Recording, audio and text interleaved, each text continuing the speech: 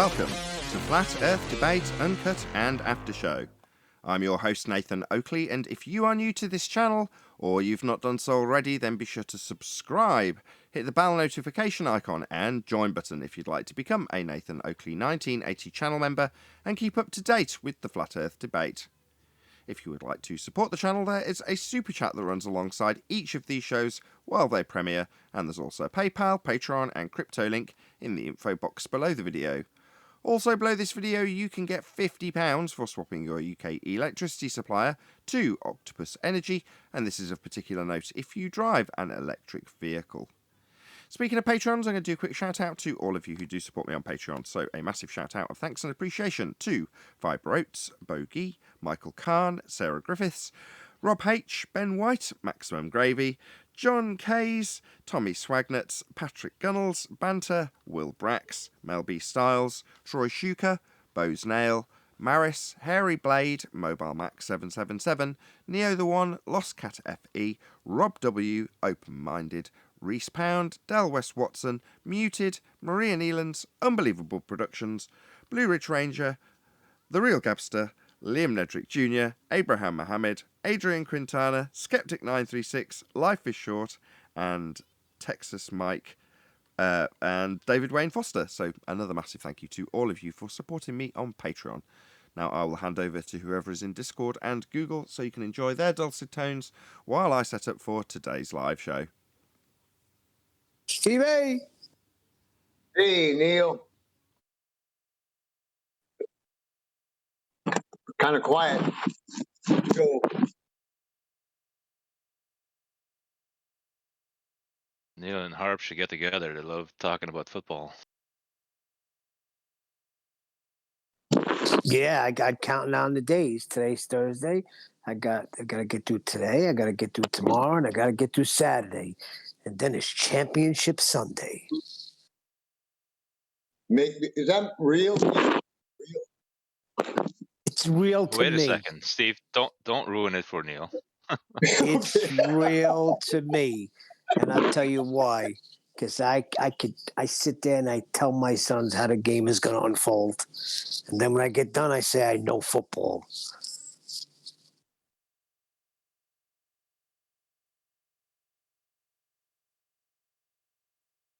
You're telling them the winner? Yeah, I tell them exactly how the game's going to unfold.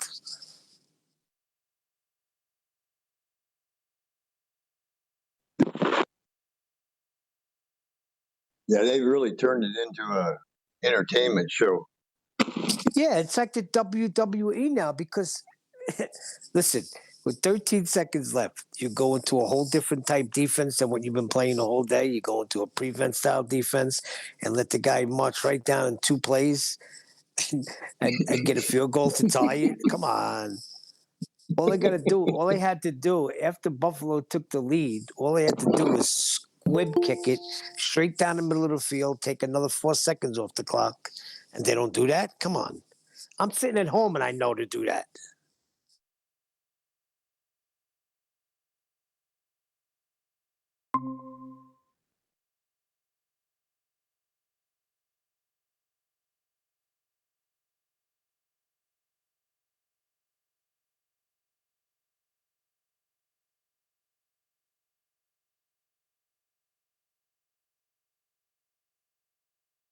Well, there may be some creed to that. As was it Harp? He said the last game it was so like amazing, or was it the last game? He said he couldn't believe it, but he really enjoyed it nonetheless. But he just couldn't believe it. He said, so it kind of gives credence to like it being set up to make it seem very exciting, like a WWE or F would seem. I don't know. It's hard. How, with the whole fix thing, it's a team. I mean, it'll be hard to fix the whole team. But then again, being in the nature of our reality, nothing's impossible. But let me tell you something. Here's a rebuttal that you get instead of dealing with the elevation angle. This is what you get. Which models do you guys own? I own a David Mark 25 and the manual that came with it. Clearly shows that Earth is a globe and that the sextant works just fine. No rebuttal, Just, do you own a sextant? And they give us the name of the sextant that they own. So freaking what?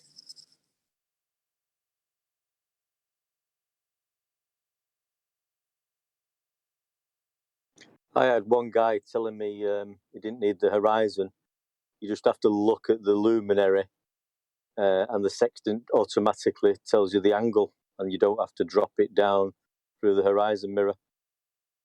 This is how bloody stupid they're getting, I think. Well, this argument has them in a bind, a real bad bind.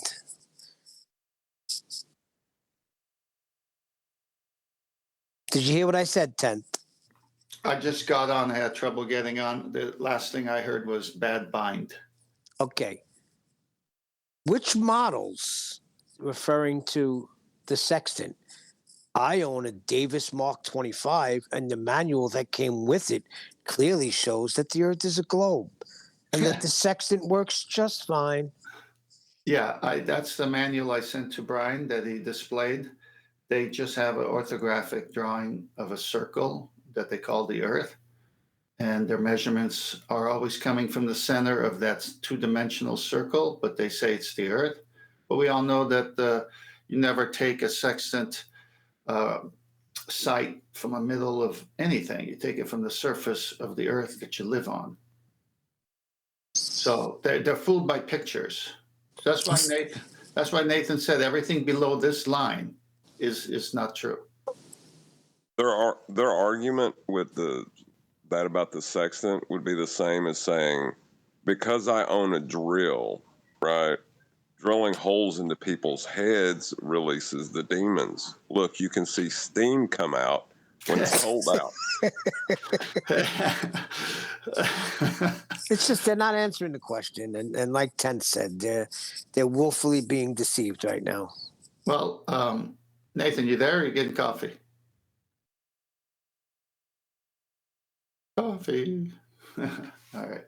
I'll wait till he gets back. Yeah, look, when you look at all of those sextant manuals and the books, they show a circle that's supposed to represent the Earth as being spherical, and they do cutaways and put shadowing so it looks like you got depth to it. And then they go to the middle, the center, and then they draw a huge plane, a horizon plane, like a tangent plane, but it's a circular horizon, like a disc. And they've got their baseline there. So they got their baseline at the center on a plane that's equal to 0, the equator. So that's their baseline. And then they go all the way to 90, which is the maximum height that you use, because that's the zenith. And so it's always between 0 and 90. Well, you can't get 0 and 90 on the surface of that thing. You can only get it in the middle, and it's only done with drawings. It's never actually done.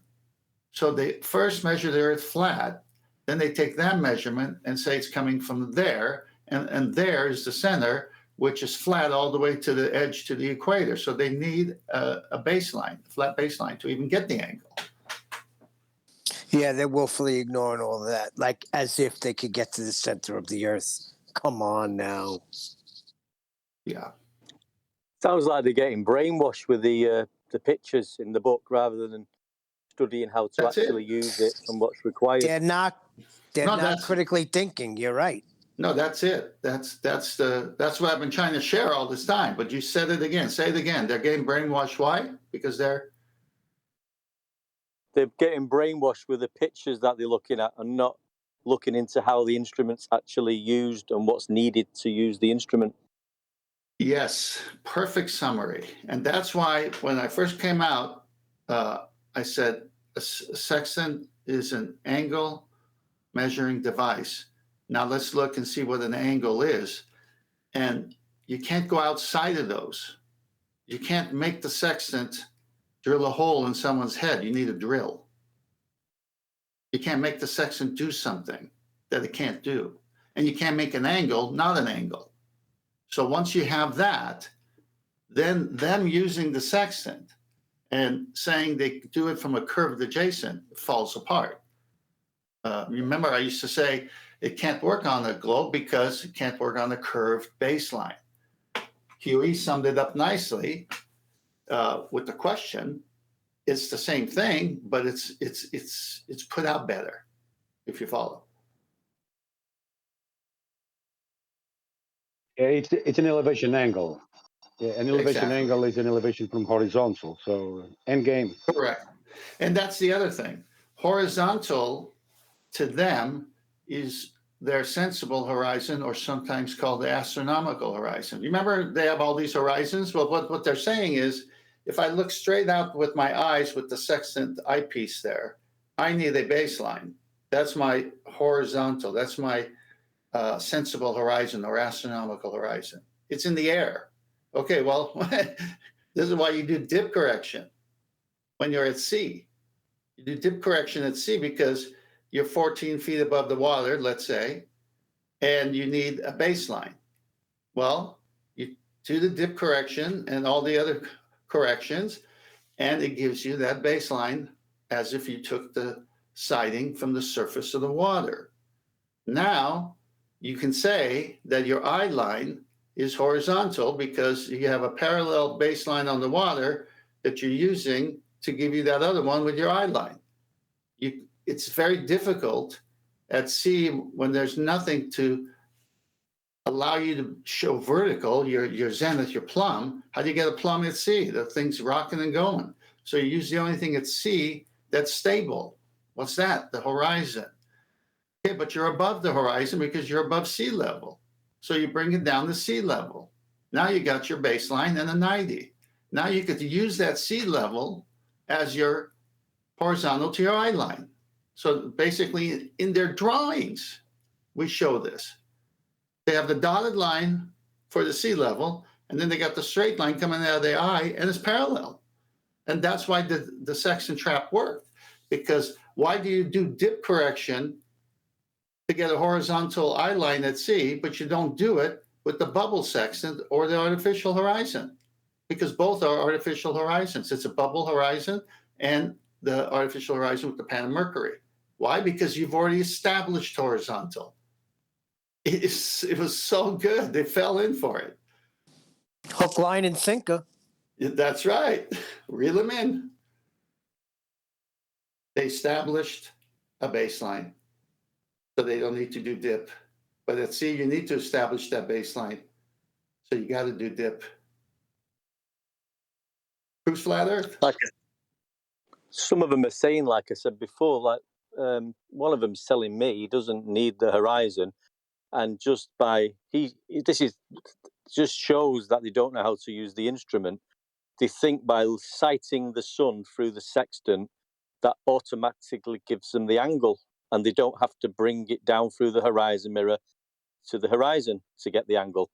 They just interesting. Yeah. No, I'm glad you said that. Interesting enough, in that same Davis manual and all the other manuals, it tells you point to the horizon, bring the luminary down to the horizon, do the rocking motion to make sure you got a vertical in the middle. Obviously, you're not going to do it on an angle to the left or to the right. So as you rock, you kind of see what verticals looks like, and then boom, that's when you say time and degree and everything else and start your paperwork. But the whole point is, they have a horizon mirror on the sextant for what? Glitter? That you don't use the horizon? Hey, Ted, let me ask you a question. Do you have a boat or you don't have a boat? Did you have one at one time? Is this directed at me? Yes. Yes, I had a boat for 2.5 years in Newport Beach. Would go to Catalina on a weekly basis. Time to get in the boat and show these clowns how to use the sextant. No. I don't need to get into boating. I'd love to get into boating again. It's the best time I ever had. But the whole point is, all I have to do is read the sextant manual and say, see this orthographic view of the ball that you keep wanting to show? Let's go read about angles, and let's go read about dip correction. Let's go read about horizontal and horizon mirror. And then for you to say, I noticed the picture of the ball, so I'm a baller. That makes me feel good, but I don't need the horizon when everything in the manual says point it to bring it down and waggle it over the horizon. I mean, this is nonsense. So what you're saying is The ball is not required. That's right. That's right. Hey, Nathan, are you there back yet? Like us talking. I don't know where the heck Nathan went. He came on, then he's gone. Well, I have a presentation I want to do today, so I got to let him know. Let's go, button pusher. All right, I'm going to go get a cup of tea. You guys keep it going since Nathan's nowhere to be found. I guarantee he's going to go get a cup of tea and Nathan's going to come on. Been here the whole time. Hey, I'm let's just just be listening. really. What I Oh, tell you. Damn it, he's back. Not back. I'd never gone away. We know that. That man has a presentation, I'm sure you heard, but he went to go get a cup of tea. What I'm hearing, while I was making a coffee from the kitchen at the start of that conversation, was you discussing how people are trying to defend the sphere below the flat line they're taking the angle measurement from. It's like, well, has anybody given us an R measurement? Did I miss that? We've got Yeah, R? that's true. We got so wrapped up in other talk that we forgot. You're going to need an R for that. You're right.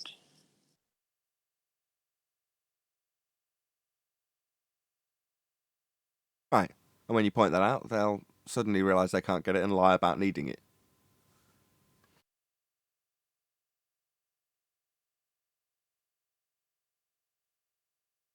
Yeah, all you really need is a horizontal plane to get the angle. You don't need the horizon. Yeah, hence you can do it without any adjustment or correction if you use an artificial horizon.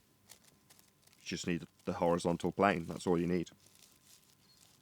You're acquiring it with an optical phenomenon, which is the horizon. But that has its flaws, and you have to make minor corrections for your height above the deck, the sea level, if you're at sea. But if you're not using that natural phenomenon, then you can just use a artificial horizon or a bubble and establish level that way. But once you've established level to match up with the ground that you're going to be plotting your position from, that's all you need to do. There's absolutely no requirement to do anything sphery at all. Ball not included and ball not needed. No. Well, if you include it, I've said this before, when you get here, and you're like, no, Sextant needs a ball. Really? Well, even by your own standards, you claim that you've got to correct that flat. You call it dip correction. You've bastardised the real height of eye correction that is actually utilised, but nevertheless, you're still telling us, if you come with a sphere belief and use the sextant, you've got to do a correction to make the ground flat. That's what you've got to do. You do a correction. What's that correction doing? Making it flat? Yeah, we know. Because that's where you've got to begin to measure your angle, with it flat. So you think it's flat. If you don't, you correct it to be flat. Hey. Hey. Nathan, I've got a present, if you allow me to do it today. It's 21 slides. Could be half the show minimum, or maximum, actually. Want to do it now? And then talk. No. Spent too much time to do it now. I did all those things before to set all the traps. Now I want to come out, and now they've all spoken on these subjects. They're on record. The whole idea. So I shared it with Adam. I shared it with Adam. He liked it. So I'm thinking there's going to be good follow-up talk about it, so we can do the housekeeping quick, and we'll get right to it. No worries. I'm excited.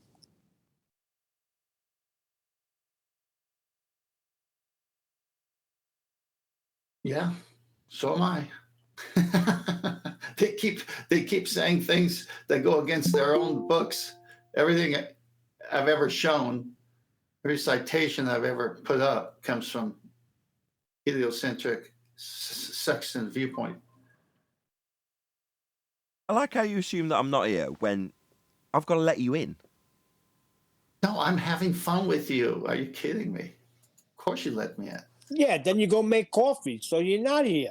No, well, I wanted to ask this question about the present, but you weren't answering. So then I said, oh, well, he's listening, but he's not answering, so I'll have a little fun with him. Right. And I got your pun yesterday about the mountain, the steep. I was the only one who got it.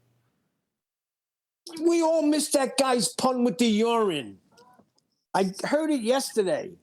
That's been used before. Said if you're a ball believer in 2022, you're in big trouble. Yep. I didn't Heard hear it it all until yesterday. before. I've heard it all before. It's just the Yeah, same piss that's in when- a different bottle. Yeah. Ruin my pun. That's- Thanks, Neil. Yeah, that's when Nathan tells him to piss off. Well, what was Nathan's pun? I No, didn't hear you that. I'm decided to sorry. ruin it. Now you're not going to hear it. That's right. This is the hill you'll die on.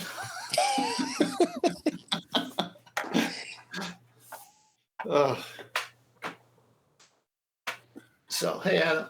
Afternoon, guys. Nathan. That's me. Yo. Hello. Yo!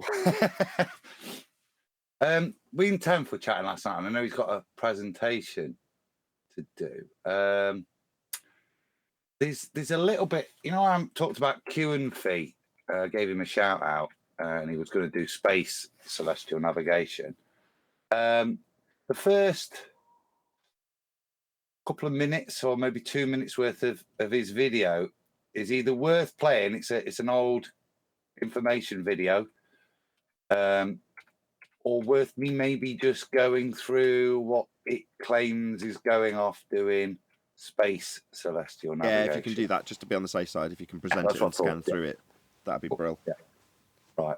I'll Can't need be too 5 minutes careful. just to rewatch it then, and then I'll jump back in. Okay. Just so Yeah, so you can narrate basically someone else's video with their information, just so I don't get copyright strike. Thank you so much. No, it's Hey, Adam. Yeah. Since you've seen what I'm going to show, do you want to go before me or after? No, it will just follow on. It's just a nice way to end it, because it really is. Gotcha. Well, you'll see. We're not going to do No, that. that's fine. I've already decided we'll forego housekeeping. So as soon as I start the live show 10th, we'll launch straight into it. I don't know if you're prepared Okay, for that. perfect. Yeah, I'm prepared. I'll share my screen. I'll do the whole thing. I'll be back in 5. I'll see you. No worries. Excellent. Oh, it's going to be a good live show then. Good, meaning I have to do very, very limited amount of work. Yes. Yeah, I'll be pushing the buttons today. Excellent. That sounds good to me. Too much fun. It's nice to see.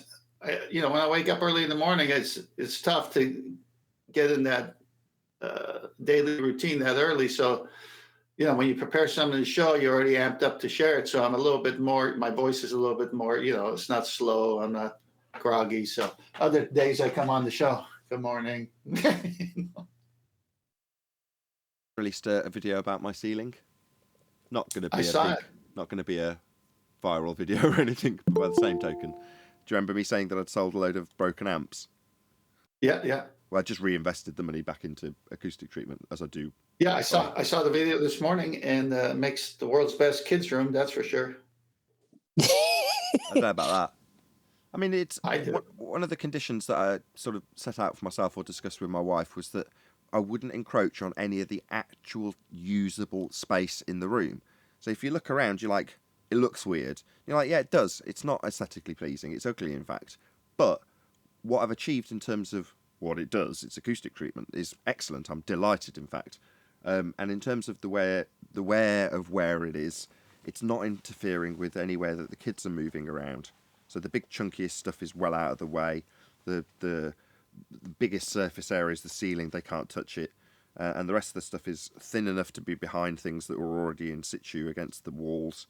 So in other words, for the most part, there are a couple of exceptions. The one by the door, which was the last one I put up of the expensive panels.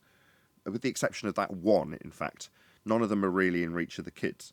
So it hasn't affected the lounge. And in fact, just by coincidence, a couple of days ago, I was showing my eldest daughter videos of her when she was a month old. And she's in the room, and the layout's the same. There's just no panels. But you can see that nothing has changed in terms of the amount of usable space, which is good. What do you mean it's ugly?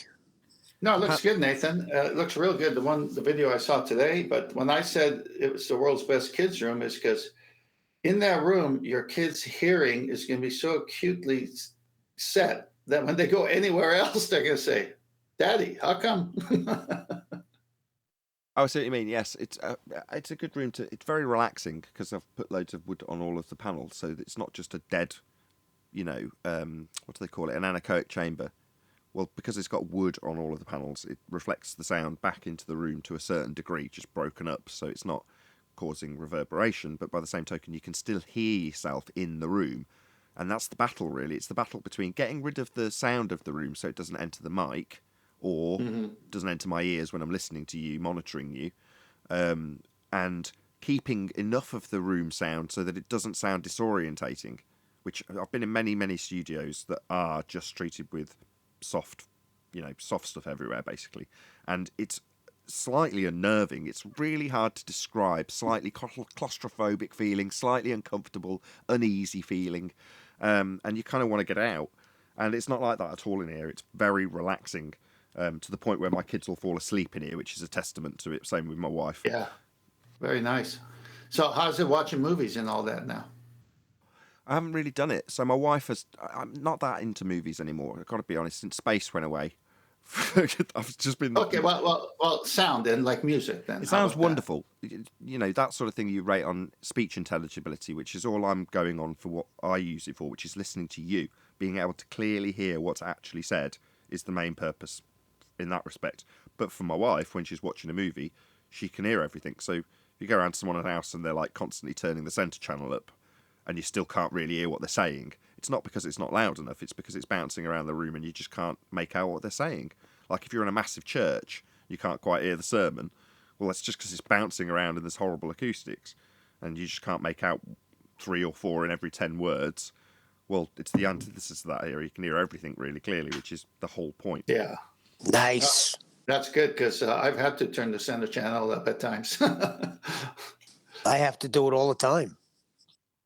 Yeah, I get bored, so I don't really watch. She put on some love story yesterday and on Netflix, and 30 minutes in, I was watching other things on the iPad. Hey, I like chick flicks. Is that a new recipe from Chick-fil-A or what? The one that got me was that Walk to Remember. My wife put that on. I'm sitting over there sobbing like a little baby. Movies do sound good. The last movie I watched was actually something that you'd recommended, Neil, which was Ford versus Ferrari, although it goes under a different title, Drive or something like that. Anyway, that was the last movie I watched. And shortly after I watched it, an amplifier blew up and I just lost all interest again. But that's all been solved now, so that was like a 2-year woe. And the treatment in here, actually, as a plane goes over with my window wide open, the treatment's been like 2.5 years of literally scraping and getting a few quid together and then buying a panel each month. This month I've bought a little bit more because I've sold a couple of old amps that were, being used to run the show but broken, and then I've replaced them with studio amps, which are far superior and cost a fraction of the cost of domestic amps. Just better in every way, cheaper in every way. Anyway, I won't get into that. But I'm very pleased. Everything's working for the first time in ages. It's safe to say you have many panel members now. Hey, listen, Right. You're putting back into your job. This is your job. You always say it. This is how you make a living. And, it's good to know that you put back in. You're not just, whatever it is, that's what it's going to be. You're a perfectionist, and I like that. I want it to be better. I joined a forum yesterday from another YouTuber who does videos on recordings. He's actually a mastering engineer. Either way, his name's Streaky, and he's just released a forum. And I thought, yeah, I'll join. No, why not? I've got nothing to offer the forum. I can't really. I might have a vague idea about acoustics, very vague, but it's all from other people, and I've just implemented the stuff that I've learned from other people. So from that respect, I'm not going to really give anything to that forum, but I might be able to offer up a question here and there that I can get answered. So I've joined an audio forum again, like you say, just because I want to raise the standard of the show. It would be nice to end though. I mean, as much as it's not a horrendous loss to spend 100, maybe £150 a month, it'd be nice to not, because I'm on a very tight budget. But by the same token, I've committed to it. I'm like, no, I'm gonna get it done. If it takes 3 years, that's what I'm gonna do. If I'm not gonna just invest £5,000 into treating the room and then be in debt for 3 years. It's like, no, I'll buy it as I've actually got the money, and it'll take a long time. But by the end of the process, I'll have a fully treated. Well, I have now. I'm at the end of the process now. I've got tiny little details to do, very, very insignificant things, little differences. If you look at it as an investment, which it is, because this is your trade, you're always going to use it. They're not going to break necessarily in the sense that it's mechanical, and the price of these will only go up in the future. So you're basically buying low, but never really selling. But if you ever did, the value would be up, and you'd be able to make your money back threefold. And the topic ain't going nowhere. Yeah, exactly. That's exactly why I'm more than keen or more than happy to invest in my YouTube career, because I see the subject as an evergreen subject. And, you know, it seemed fortuitous at the time. Obviously, there's been ups and downs in terms of YouTube flat earthing while I've been doing it. But that's true for almost anybody doing any subject. So as much as I can play the hard done by and moan about how our opponents get much, much more prevalence in the algorithm, so what?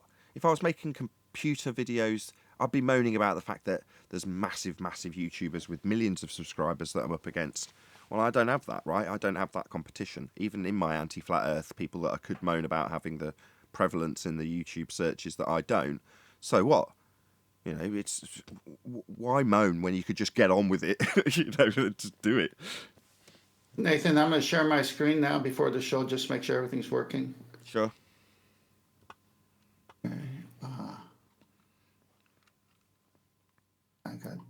Glad I did that because. Mumble. Wait a minute, we've got 60 seconds. Hold on, open my window.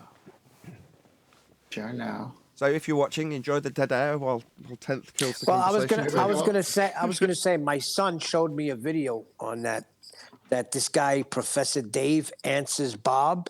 He's like, this guy's got over 9 million views. Cool. Yeah, that's working fine. That's good. Okay, I'll just leave it here on full screen. Go on, Neil, finish your thought. I just wanted to get that done in case there was an issue. It went black first of all, but that seems good. He was just showing me that Professor Dave answers Bob, and it got 9 million views. And he said, how come they have 9 million views? I'm like, because that's the heliocentric side. They got more. No, they get all the publicity that we don't. So back when I started, you typed in flat earth, and there's a fair chance if I'd made a video that day that I would be at the top of that list. You know, above Mark Sargent, above everyone else. Now, where's Mark Sargent? He's not there to be above, right? Professor Dave and Simon Dan and even the interview I did with Vice. Well, that was a particularly negative video, but the person who's spitting out that story with their theremin or whatever it's musical over the top of me talking, you know, they're obviously anti-flat earth. So therefore that's at the top of the list with all the rest of them. But as for the actual videos we make on the subject, they're nowhere. They're in complete nowheresville.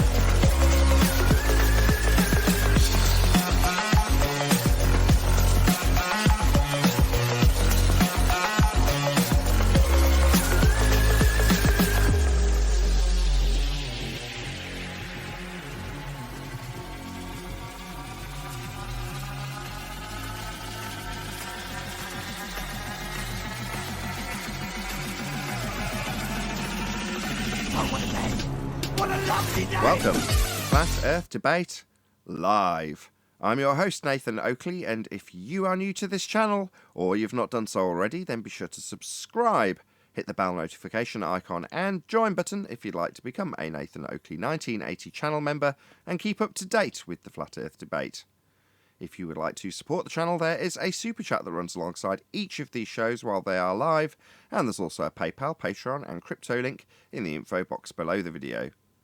Also below this video you can get £50 for swapping your UK electricity supplier to Octopus Energy, and this is of particular note if you drive an electric vehicle. Most importantly, if you'd like to join the discussion, simply mute the page you are currently watching, then click the link in the info box below this video to join the panel and express your views on the nature of Earth. If you do join, please don't swear. If you do, you'll be ejected. And if you are, please don't try to rejoin the stream using sock accounts. You'll be warmly welcome back on the next stream. Please also share the show on social media. Sharing the show obviously increases the live audience, but this in turn increases the chances of a more diverse panel, so please share the show on Facebook and Twitter. One last time, if you're new to the channel or you've not done so already, then be sure to subscribe, hit the bell notification icon and join button to keep up to date with the Flat Earth debate. Now we are joined by Neil, 10th Man, the Adam Meakin, Eli, did I miss anybody? I don't think I did. And a whole bunch of people on Discord. Welcome, one and all. Hello. Greetings all. Hello. Hello. Good afternoon. Hey, Eli. Hello. So today we've got a presentation, and it's a long time in the making, and it's going to be presented by 10th Man, and as a result we are going to step over the typical housekeeping that we do at the beginning of each of these Flat Earth debates, because we've got this presentation, and it's based on a lot of the current housekeeping question answers that we get normally after only one has been asked, which is in regards to elevation angle, because it proves the Earth is flat. However, prior to us stating it as clearly and as overtly as that, and I'll state it again just for fun, elevation angle proves the Earth is flat. But prior to us stating that overtly, there was many a sextant trap and others laid by 10th Man and others who are in the research/expose stage of this particular argument. So with all of that said, 10th has gathered his thoughts and developed a presentation which is going to take a wee while to go through, and I hope, I'll say this while Arwen's joined, I hope you will all beg 10th Man's indulgence while he goes through that. Once it's done, and before we get any comments from anybody... Hello, Arwen. Hello. Before we get that done, there'll also be another sort of add-on presentation or comment thing that I'm not 100% sure of what we'll get, because it's only just been passed under my nose by Adam, who's still here, is he? Is Adam here? Well, he's disappeared for now, but he'll come back and play a video which he'll narrate once 10th Man is done. So, with all that out of the way, are you ready to rock and roll, 10th Man? Yeah, sound check, Nathan. Good? Yeah, we're all good. Yeah, I think we're all ready to go. So, yeah, in your own time, 10th. Take it away. Okay, I got... Okay, great. So this will be a review for most of us because we've been talking about it for a long time now. It'll be new information for others, but it also might connect all of the little arguments and sidebars once we go through this. Because one of the things I wanted to see by dripping the information out was how the anti-flat earthers or ballers would respond when I use citations and references from their own books and showing that the Earth is a plane and a sextant is an angle measuring device. And as they responded, that's the way I would go, because then I know what to overcome as their objections. So this will tie in a lot of things. There's a few more things out there they haven't responded to yet, but they'll come in due time. So let's get it going. Sextant is an angle measuring instrument. As you see with the images here, you hold it in your hand. There's a horizon mirror. You can see at the bottom right, it's an angle, it's a right angle, and you're going to find an angle between those, that perpendicular. So let's start right away. What does measuring an angle involve?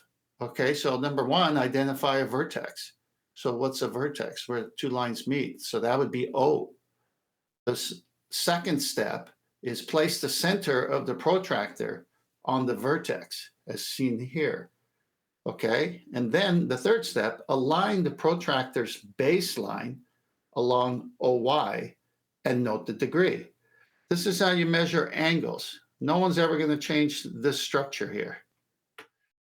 What kind of angles are there? Well, there's an acute angle, which is less than 90 degrees. There's a right angle, which is equal to 90 degrees. There's an obtuse angle, greater than 90 and less than 180 degrees. There's a straight angle, equal to 180 degree. There's a reflex angle, greater than 180 degrees and less than 360 degrees. And a complete angle, which is equal to 360 degrees. You can all see that. you can all see it takes straight lines. We A right can start on angle. 10. Sorry to interrupt. Your slides aren't changing, bro. I switched it on mine, but I see on Nathan's thing it's not moving. Oh, it's all going wrong. Oh, no. It's okay. Only thing can save the ball. We can start. I mean, it's not that far into it. So do I need to start again or what? No, I just pull the slides up. So No, I know, but what do I need to do on my end? If you just click on number 2. I did. Well, hang on. Let me go back to let me go to number 3 or the next slide. Let me try turning it off and on again. Okay, That's it. That's it. Hold on, nothing's changed. No. Okay, let me go back. Right. I know changed this the is slide. live, but for the live audience, just pretend none of this is happening. Okay? Right, just stop screen sharing and then start screen sharing again. It might be that the screen share itself has crashed as opposed to your program, because it sounds like your program is functioning okay. Yeah, gotcha. All right, so here again. Literally 10th, though. The reason I weren't here was my computer just crashed totally. I had to just restart it. So Gremlins. That's a little convenient for the ball, isn't it, boys? We're getting hacked. Okay, I've shared the screen. Is it showing? Still on sextant angle measurement. Yes. Just go to... No, I know, but let me switch it to Yes. the switch. Yes. Okay, let's go back. We'll start again. No. Just, you're about to move on to the next slide anyway, so... All right. Let's go to right here then. Is this okay?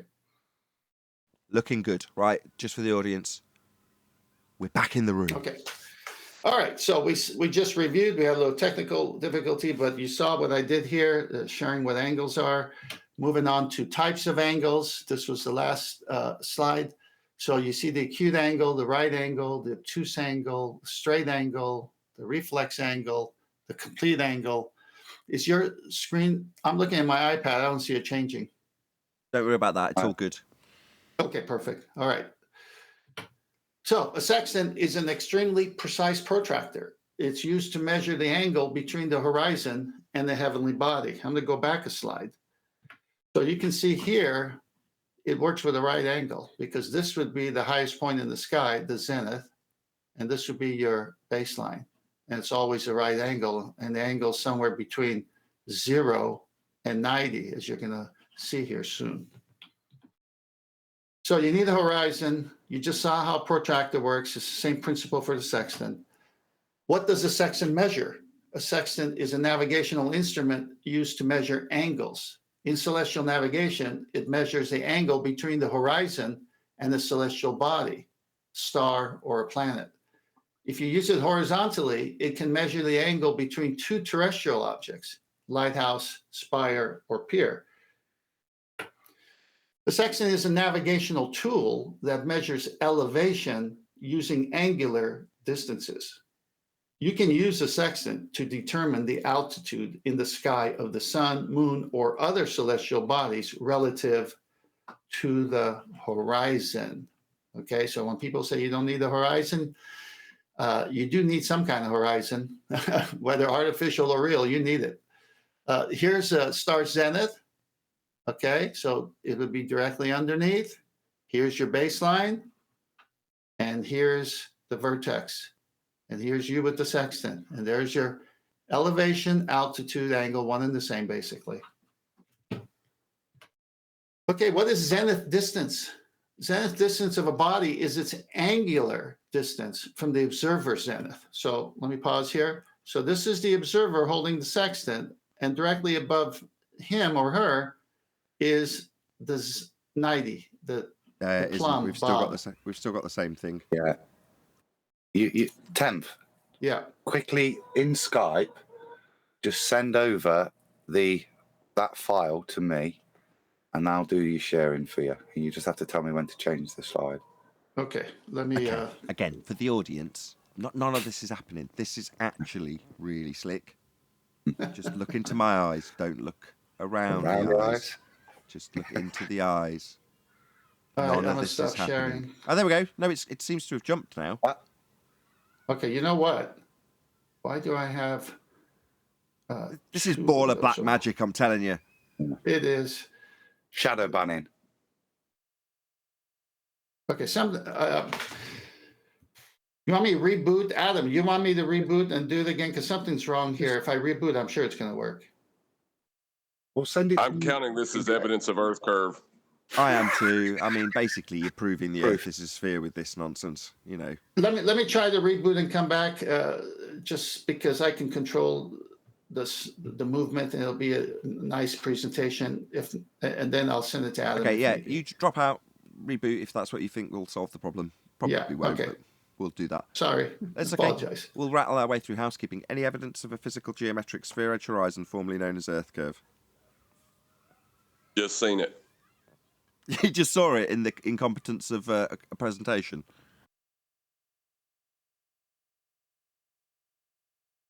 That'd be a no. If the Earth didn't curve, then that wouldn't have happened. If the Earth didn't curve, we wouldn't have a flawed 38 document presentation from 10th Man. Exactly.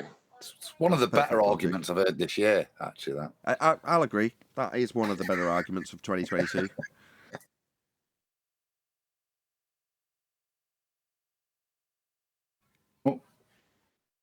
Any evidence? It replaces my bread becomes toast argument.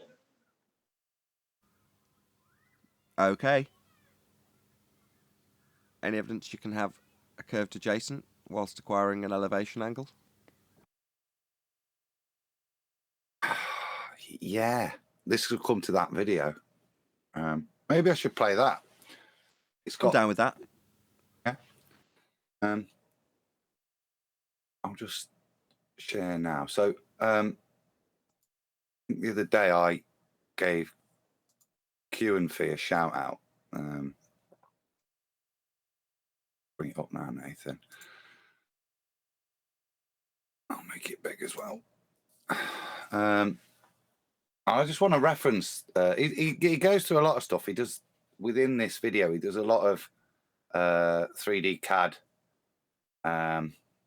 taking on some of their assumptions, and it's some lovely sextant work sticking on a ball. And he does show one hell of a lot of problems.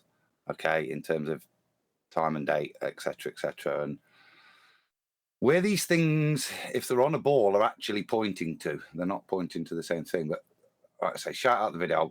I'll post it and recommend people to watch it. But the bit I liked was this bit, which is just a little clip from one of the 50s, 60s American NASA videos. I'll just keep stopping it every so often. So, oh no, that's still the beans. Okay, so this is the clip, and they're just talking about how you navigate in space, and it's the same principle. This is your space gyroscope, and there he is looking it up. Now, these are his two sides of his mirror. What this claim says is you still need to use the horizon. So you line the left-hand horizon mirror up with the top of the leading edge of a ball, and then you move your other mirror to your star to get your landmark. That's how we navigate in space. We're still using the horizon, the leading edge of a ball, to take our angle off, even though we're no longer, God knows what the dip angle is. But as you can see here, they're confirming that, yeah, that's what you do. Straight it's not straight, just lining up to the horizon. And then obviously when you're going the other way and maybe you can't see the Earth, oh no, look, here's a great example of them. This is obviously real, you can see. Hold on, why has no one ever presented this? That's obviously a real photo. It's one of the best proofs of the year, I told you. But you can see what we're measuring in this claim, look, is the angular difference between the leading edge of a ball, the horizon, that's what it is now, okay, and this. Now, gets just as farcical. You put this is what they're saying. You put the information into the computer, beep beep beep beep beep beep beep, and then look, there you go. So that when you're a bit closer to the Earth, that's how you get your elevation angle off the the leading edge of a sphere, and then ta-da! You can do the same on the moon, guys. There it is, lining it up with a point. There you go. And now I know exactly where I am in the universe. OMG. Just such massive liars. It's unreal. Like, literally, it's a second law of thermodynamics violation operation that they're claiming to be taking part in. What an outrage. I hope people look at this and feel annoyed with this nonsense. Sextants in space. Yeah. Okay. I'm back. They don't care. Right. First of all, they make the positive that the horizon is the leading edge of a sphere. And frankly, as long as it's the leading edge of a sphere, then the moon's horizon will do just as much to take your angles off. Is what you were being fed in that. I say, go and watch it yourselves. I'll post a link in the chat when I finish sharing. But there's a lot of good geeky stuff that follows as well. I'd say in terms of plotting this, but I was just outraged at what was being presented to me. I was not outraged, aghast. Yeah, thank you. Right, brilliant. 10th. I don't know if you've sent your file to Adam just in case. No, I'm going to try. I'm going to try it here. Just a little technical help from you guys. When I present, it gives me three choices: your entire screen, a window, or a tab. The last time I did a window. Should I do entire screen this time? A tab. Is it not tab? Just, okay. It's just a tab, isn't it? And then select PowerPoint. The PowerPoint tab. It's not select. Then it'll be a window. Don't do your whole screen because it'll look a mess. Oh, that's what I had last time was a window. Yeah, stick with that. Okay. Sure. Hold on one second.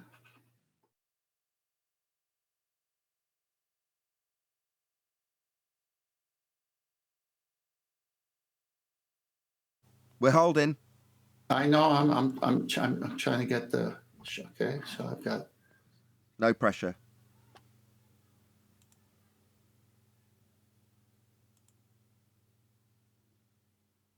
Good? No.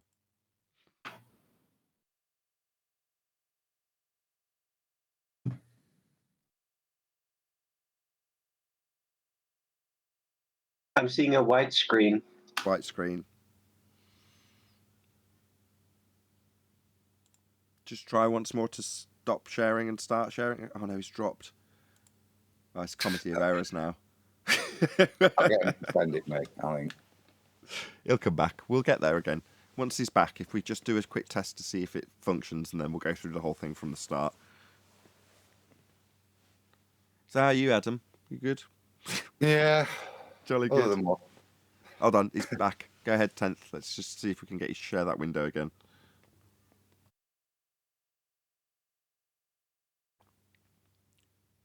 This is the kind of riveting action that gets me super chats, you know, so that looks good so far. Do you want to see if you can flick on to the next one?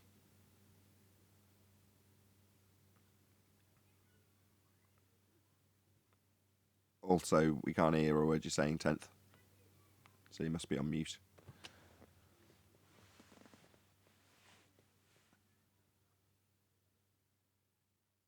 Yeah, well, 10th, you're on mute. You're on mute, 10th. But we can see that the screen's flicking, so once we've got 10th man back off mute, we'll start the presentation. Okay, am I okay now? You're brilliant. Right. Coming through loud and clear. Brilliant. Sorry. No, don't apologise. It's just one of those things. Do you want to start from the start? Yeah, definitely. All right, Sextant angle measuring instrument. We're going to be talking about what it can and it cannot do. All right. For some of you, it's a review. Some of you, it's new information. And let's go ahead and begin. So basically, what is it to measure an angle? So as you can see here, step one, identify the vertex. So O is the vertex. Step two, place the center of a protractor on the vertex. Pretty simple. And then step three, align the protractor's baseline along OY and note the degree. That's how the sextant works. That's how protractors work. Sextant is a glorified protractor. Well, how many angles are there? What types are there? So acute angle, less than 90 degrees. Not working. So I switched. It's not working. It worked yesterday. Just send it All me right, and I'll send it to you. Yeah.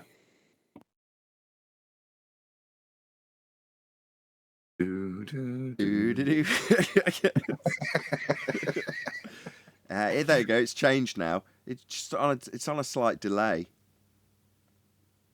Oh no, it's because he stopped. It's just an issue. As soon as I get it, go back to housekeeping. As soon as I get it, I'll pull it up. The best proof of sphariness all year. Yeah, you can just see the videos now. Look at 10th Man, the individual, who I'm going to bash as an individual, because that proves a sphere, says Anti-Flat Earther.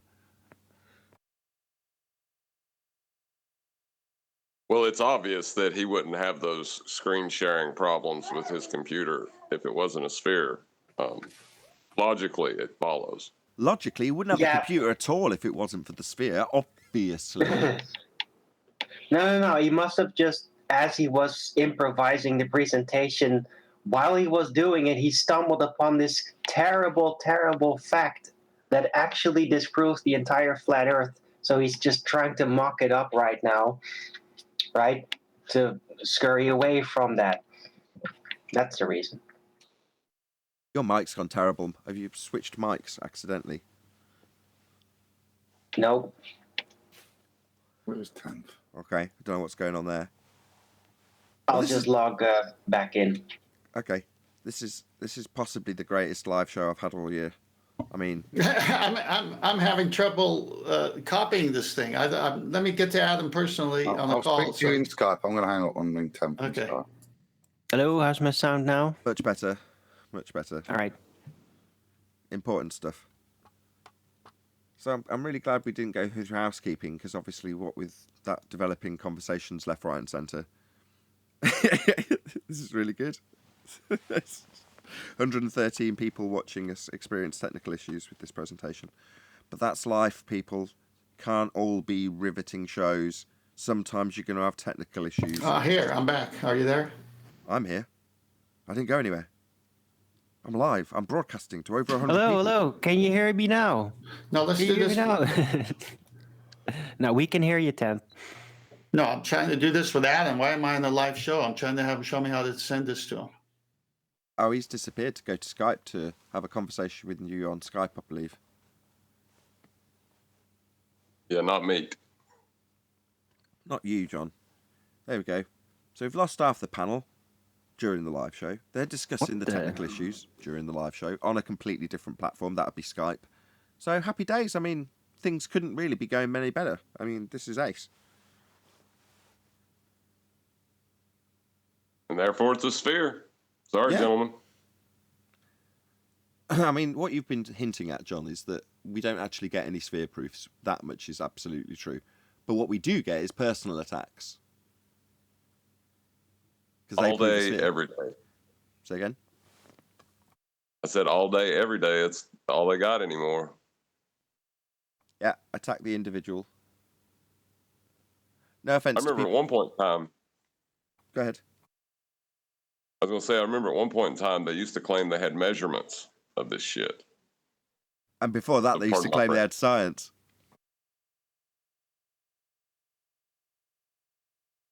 So I was right, wasn't I? 10th Man really stumbled upon this terrible factoid that disproves the entire flat Earth in his presentation, and he's like backroom conferencing with Adam right now. He's the only one that could actually help him out how to get through this without revealing that evidence. Yeah, they're basically discussing the awkward nature of how this actually proves the sphere, and halfway through the presentation he realised that. And obviously that's caused a big kerfuffle, and they've had to go away and discuss it mathematically to figure out how they're going to go around it so we can deceive the world into thinking Earth's flat. Because that's what we do, really. We spend our time figuring out in the back alleys how we can prove it's flat. Just in case anyone doesn't realise, I'm being completely sarcastic. And I'm saying it because... And so was I. Our opponents do that, though. They do literally spend hours upon hours upon hours figuring out how they can get around arguments that we present in terms of the obvious and observable flat nature of our world, because it troubles them greatly. So they have to spend a long time discussing it and figuring out ways around the problems we present. How do you get a curved adjacent from a angle from a curved adjacent flat earther? How would you get 90 if you've got a curved adjacent? How would you solve the problem that you've presented to me that I can't solve?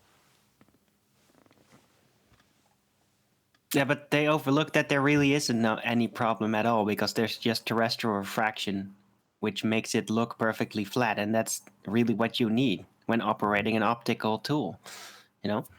Yeah, you're going to need R for that. Yeah, but you can't get it because of terrestrial refraction. Right. This is something they don't understand. It it's going to take a couple of months. I don't think it'll take anywhere near as long as the Black Swan, but they will get it eventually. They've started to cotton on pretty quick, which is to say that after 2 straight years of denying they've got straight lines to the horizon, always refracted, never no atmo day, always refraction, these claims have been barked at us for 2 years. So when it comes to you drawing a sphere without an R value because you can't get it anymore, underneath a straight line that you've corrected your sphere belief to, you're not going to get away with just barking out that you've got a straight line to the horizon now. Now that is unfortunate for the people who come here and go, yeah, straight line to the horizon. You're like, no, not no atmo day for you, Fundy. Did you forget the 2 years of rebutting us by saying it's refracted? No straight lines ever. Yeah, that's a big problem when you need straight lines for this trig. Can't have a curved adjacent. It only seems like a straight line now. It's got to be straight. Geometric fact, it must be. It's unfortunate for them. Leave your sphere belief at the door. Well, they better improve upon their donkey dick geometry, right? Donkey dick geometry is the reason they can't do this trig. Okay, so we've got Adam. Let's see if you can flick through to the next page. No! Shall we give it Shall we just start again? We've got to see if Adam can actually make it move. Yes, he can. Look at that. You see, we are super slick. It's not 29 minutes into the live show. This is why we didn't do housekeeping. Doesn't quite fit on the page now, though. We'll deal with it. It'll have to be like that. Okay, I'll move it around. My job here is done. Looks okay on your side, but for the audience, it's got black bars, which I'm very, very anal about. But there we go. It's just going to have to be that way. That's just the first slide. The others will be fine. Okay. Right, 10th man. Got your first slide. Okay, here we go. Take Thank 3. you, Adam. Sextant angle measuring instrument. As you can see here, you hold it, you look through the telescope, you need to aim it at the horizon and work with the stars to get an angle. Next slide, please. So what's an angle? When you measure an angle, you need to identify a vertex. So here, as you can see, step 1 is vertex is O. And the step 2 for measuring an angle, place the center of the protractor on the vertex. Okay, what's step 3? Align the protractor's baseline along OY and note the degree. This is exactly what's taking place. Next slide. Types of angles. There's an acute angle, which is less than 90, and the right angle equal to 90, an obtuse angle greater than 90 and less than 180, a straight angle 180, a reflex angle greater than 180 and less than 360, and then a complete angle equal to 360.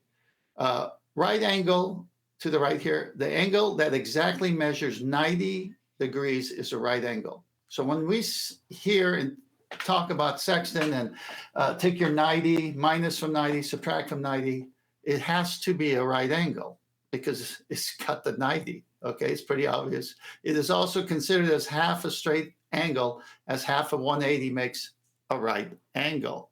Next slide.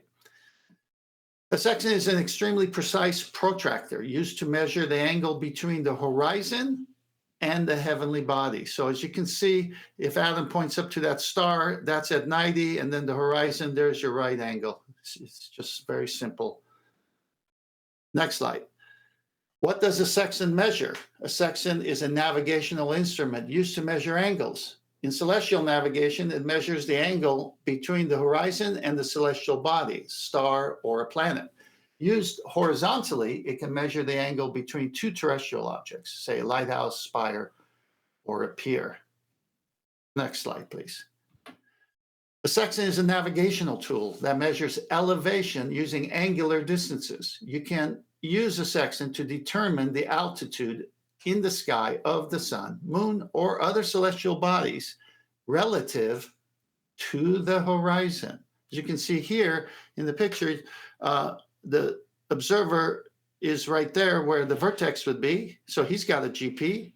And then the star is over there, and it's got a GP directly over there somewhere. And there's your horizon line, the green. And it's an elevation angle. And it only works with a flat baseline. Next. Zenith distance. This is key because the sextant doesn't measure zenith distance. It's a complement of the first measurement, the angle.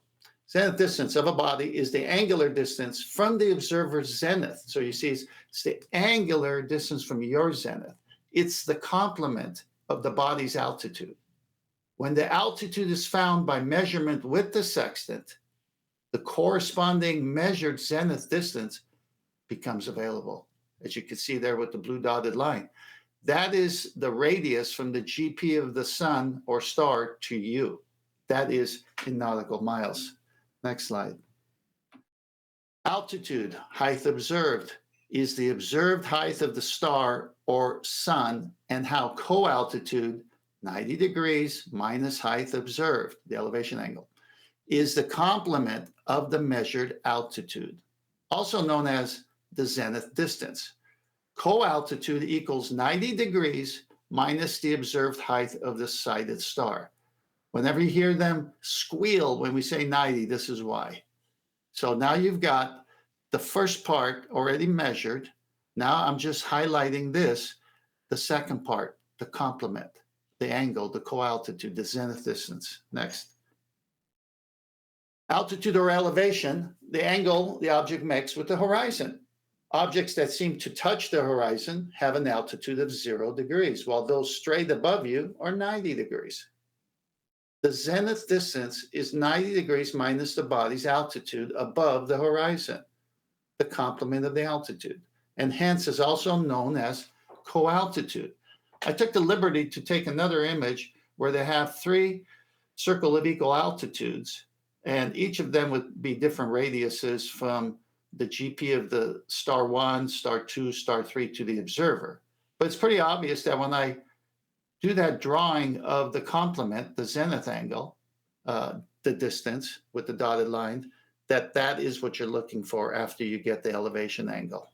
This is how it works, folks. This is all from their books, by the way. All these quotes and everything is from their books. Next, please. Well, what about Alt-Az coordinate system? This is a local coordinate system to use for locating objects in the sky as seen from a point on the Earth's surface. Key point. Azimuth is the angle of the celestial object around the sky from north. It measures along the horizon from north, 0 degrees, through east, 90 degrees, south, 180 degrees, west, 270, and back to north. So if you look at the image to the right, north would be starting 0 because it can also be 360. And then to the right would be 90. And then straight down from north would be south, 180. And so you know that GP of that sun, the bearing would be something past 180 and before 270. So we can guess and say it's 205. But it's in the book once you do it. So that's how you get your bearing to the GP. Next slide. This is interesting. This came from one of their sites. A guy took a paper plate and decided to show it in a simpler fashion, I guess wanting to communicate to younger minds, but it's the same thing. Right angle. An angle that measures exactly 90 degrees is called a right angle. It is formed when two sides of an angle are perpendicular to each other. They don't like that word either, perpendicular. So as you can see on the paper plate, you've got a sailboat. Directly above would be the zenith of the navigator holding the sextant. So there's your 90, but you can't get a 90 unless you have a flat baseline to be perpendicular. So there's your 90 degree. And then you measure the altitude of the star, the red, and then the co-altitude, the zenith distance, would be the difference. If you go to the right, it's the same thing. Height is elevation angle measured from horizon. Zenith angle measured from vertical. You can see it's matching everything I've shown so far. And then A equals azimuth angle measured clockwise from north. So you get your bearing, your direction. Next slide. Let's suppose you just used your sextant to determine that the angle between your celestial body and the horizon is 30 degrees. So your elevation angle is 30 degrees in this case, is seen in the picture below. From the rule of right triangles. Now I'm going to read that again. From the rule of right triangles, we know that the angle between a line extending up from your position and the celestial body is 60 degrees. Well, how do we know that? Well, 90 minus 30 equals 60. Pretty simple. You can see an interesting relationship between this angle in the air. You know those arc minutes and all that, nautical miles? Comes from the angle in the air. You just measured the angle between your ground position, back to the ground, and the celestial GP. In essence, you just measured how many degrees of arc lie between you and the celestial GP traveling on the surface of the Earth. Not the center of the Earth, the surface of the Earth. What does 60 degrees of arc between you and the celestial GP mean? If you remember the old rule that 1 minute of arc equals 1 nautical mile, you have your answer. Your distance from the celestial GP is 3,600 nautical miles. How do we know that? Well, you minus 30 from 90 gives you 60. 60 times 60 nautical miles, 3,600 nautical miles. You are now entitled to draw a circle of position, a radius, 3,600 nautical miles around your celestial body, and be reasonably sure that you are somewhere on it. Stephen M. Kastner, PhD, is a researcher for NASA and author of 2 books. Next slide, please. Right angle, circle of equal altitude, a circle on the Earth that is the focus of all points equidistant from the substellar point of a celestial body. Another point, the GP. The altitude of a celestial body is measured from any point on that circle is the same, also called circle of position. So as you can see here on that one image, the navigator somewhere on that circle, they just don't know where they are until they do a second or a third. And to the right, we use the same illustration from their books showing a pole and how you can measure 60 degrees and it's equidistant anywhere on that circle. Next slide. So what is a circle of equal altitude? Back to that other slide. Well, if you sight one star, you're not really triangulating, but you know you're somewhere on that circle. But when you get the second star and third star, you can triangulate. And this is what it's showing here. And notice they got the box designating right angles.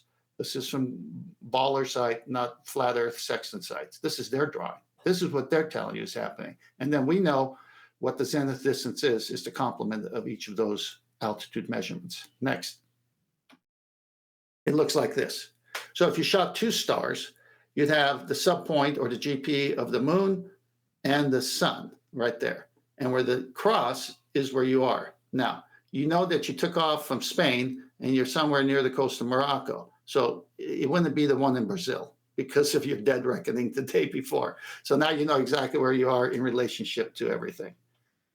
Next. The big lie. This is the big lie for all those people who like to look at pictures and say, see, it shows it working on the globe. Well, no, not really. So as you can see here, and Adam, if you can take the cursor to the center of this globe model, you can see that's half of this protractor. And notice the plane. That's a flat baseline there all the way to the equator line, which, by the way, even on their model is 0 degrees. So you got your baseline 0 degrees all the way to 90. You can't get a more maximum altitude or elevation angle than 90. So it's a right angle. I don't know why they're afraid of right angles. Oh, I know, because it's a big lie. It doesn't emanate from the center of the Earth. It comes from the surface. In celestial navigation, we know that the sum of the angle and its complement is equal to 90 degrees. They form the right angle together. Next slide. This is what's happening. Everything, I'll give credit where credit's due. Nathan Oakley said everything below that horizon line is a lie. They first measure it flat. Then they draw pictures to show you that, look, this is where we're getting it from. It's not happening, folks. Any evidence you can have a curved adjacent while acquiring an elevation angle? It's impossible. Next slide. Well, bye-bye ball, right? The black swan, because if they were going to prove a sphere, they could easily do it. But in this picture from BLMSB 69, he's at a 1 foot observer height, and according to 3959 radius, guess what? The limitation of that geometric horizon, the thing that blocks boats and buildings, you know, the bottom first, has to be 1.22 miles. And yet we see platform Hill House at 6.21 miles. We see platform Habitat at 9.41 miles. And clearly the horizon is beyond that. So Earth curve is not where Earth curve should be, which means Earth is not curving. You follow? Next slide. Shout out to QE, who put together the Molus Tollens. It's going to leave a mark, and it has. That's where the Sextant was born. If P, then Q. Not Q, therefore not P. If the Earth is a sphere with a radius of 3959 miles, we're begging the question for you, ballers. If it is, then every horizon distance measurement must be no more than 1.225 times the square root of the observer's height in feet, Q, based on your curve calculators. Not Q, horizon distance is greater than 9.41 miles, therefore not P. Earth is not a sphere. Next slide. The height of the sun or of any star in the sky is called its altitude. And so the altitude is always an angle to be measured in degrees and minutes. The point directly overhead is the zenith. The angle between lines drawn to the horizon and the zenith is 90 degrees, or a right angle. Navigation, Harold Jacobi, professor of astronomy. Last slide. Any evidence you can have a curved adjacent while acquiring an elevation angle? Nathan, what do you think? I think it's an excellent presentation. Very well done. So although I said it in the build-up to the presentation, that's the accumulation of lots and lots of information followed by lots of traps being laid out for ballers to give us their absolute annihilation of their own claim. And be welcome to Flat Earth as a result, because to answer the question, any evidence you can have a curved adjacent whilst acquiring an elevation angle? No. It defies the trig. This is what you need. This is what you use, and this is how it's done. This, on the right-hand side, isn't. It's absolutely absurd. You've only got to look at it to know it's absolutely ludicrous. No, you can't have a curved adjacent. It's got to be straight for it to be a triangle with a right angle. Excellent work, 10th Man. Does anybody I agree. Just want to do one quick shout out to Fiber Oats, who says support Flat Earth debate with a super chat. So thank you very much indeed for the support yourself, Fiber Oats. Go ahead, anybody on the panel or anybody in Discord. Yeah, I just want to say, great job, Tent. Outstanding. That's the big one right there. That baseline with the check. Check. This is how it's done. You should have put a big X on the ball one, though. Yeah, great job, Tent. Very good. Thanks, guys. The teeter-totter is a big enough X. Yeah, but just to really slam it in their face, put a big X marks the spot. This is from their site. I did not make these slides up. Both pictures are from a navigational site. Oh yeah, that's right. Oh boy. See, this is why I was so confident the whole time. I just kept using their information against them. Right, Adam, did you want to add something? Just to really reiterate, but I may have been missed, but this is really quite interesting, this, but the alt-as coordinate system, this is key to it as well. And this is very different to the celestial placing. This is how the grid system for you. And just what I wanted to point out how this grid system's defined, look, is we take the observer, we take magnetic north as our first reference point, and then on a flat plane, we designate our bearing. That's what the azimuth angle is. But again, you can see that's playing out on a flat plane to go up to then get your zeniths, get your elevation angles. But again, it's another visual representation of the maths and what it's doing there. That this, even the azimuth angle, what we see, is applied onto a flat planar surface. It's not teetering on the top of that ball, that azimuth angle. Did you want to shout out QNFE as they're in the chat right now? Is he in the chat? Wicked. Yeah, I'll just say, I'll spam I'll stop this presentation, but I'll spam the link again. And just to give him that shout out, there's a lot of stuff in that. Like I said, there's that first bit, which is to do with the NASA, but go watch it. It's some nice, I think it's Google SketchUp. That he smashes with, like I say, pointing out as you put these measurements onto a ball, then they should be, as I talked about, meeting off in infinity. I think the one QFE does is the moon, which should actually not be off to infinity. So it should have a place of meeting, a point in 3D space. What he shows is it doesn't, and even more anomalies in that. I think I'd say just refer people to a really, really good video, as he would say, a piece of shit. It's a great catchphrase. So yeah, shout out QFE, and yeah, was it SketchUp? Yeah, cool. There's your link there, bruv. So yeah, go watch it. Lots of quality information. And the final bit I want to say, it relates to this because QFE knows it, he understands it properly as well. And he makes a much better point when I'm talking about your personal dome and your celestial sphere. This is the same thing. And he'll make the point that this works for us. Like I say, it works for us to figure out where we are, not where they are. So yeah, shout out QFE. Great. Hey, Nathan. I've been challenged by Akuma Virus. I'm looking at YouTube chat here, and he says that's not true 10th. So, Virus, come on the show. Tell me what I shared that can't be backed as truth. Don't make claims that you can't support. There's nothing new that you've shared, which is nice. I mean, if you're a subscriber to my second channel or a channel member of Nathan Oakley 1980, then you'll be up to date with all of the Uncut shows, which I call the pre-show, the bit before the live show, and then the after show is the after show. But in the pre-shows, for the last 6 to 8 months, we've had a stream of this information coming from 10th Man off the back of his research with Globe Believers published documents on the Sextant. Now, we've presented them and presented them and presented them. So there's nothing new in what we've had presented today. I know you're itching to defend what you've just presented, but there's nothing new here at all.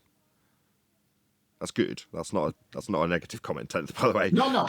I'm not itching to defend anything. It's a reckless statement by a person who's been on the show all those times, has embarrassed himself by saying he needs a horizon. It's a straight line to the horizon.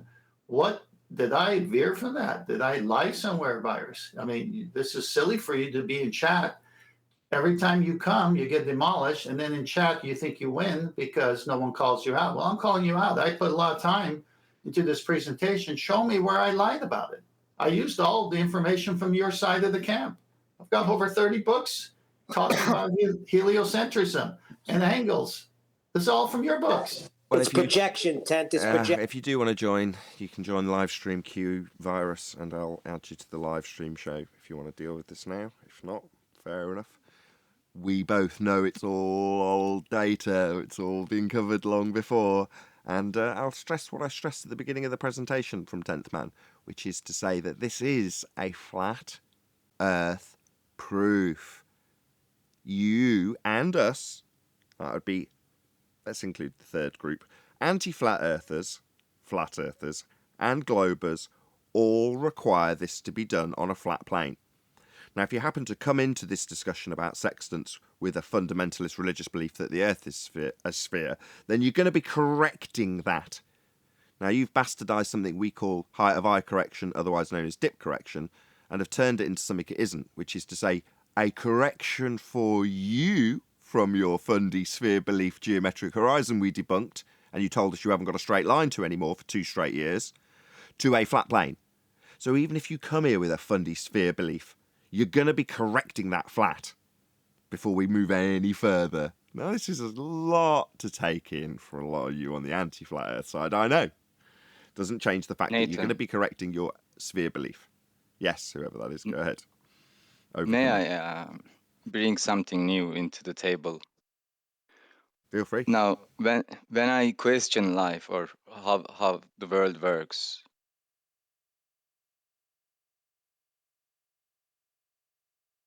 Thank God. always a question. There's always a question which is more fundamental to anything that is happening, which is the question of what is the intention?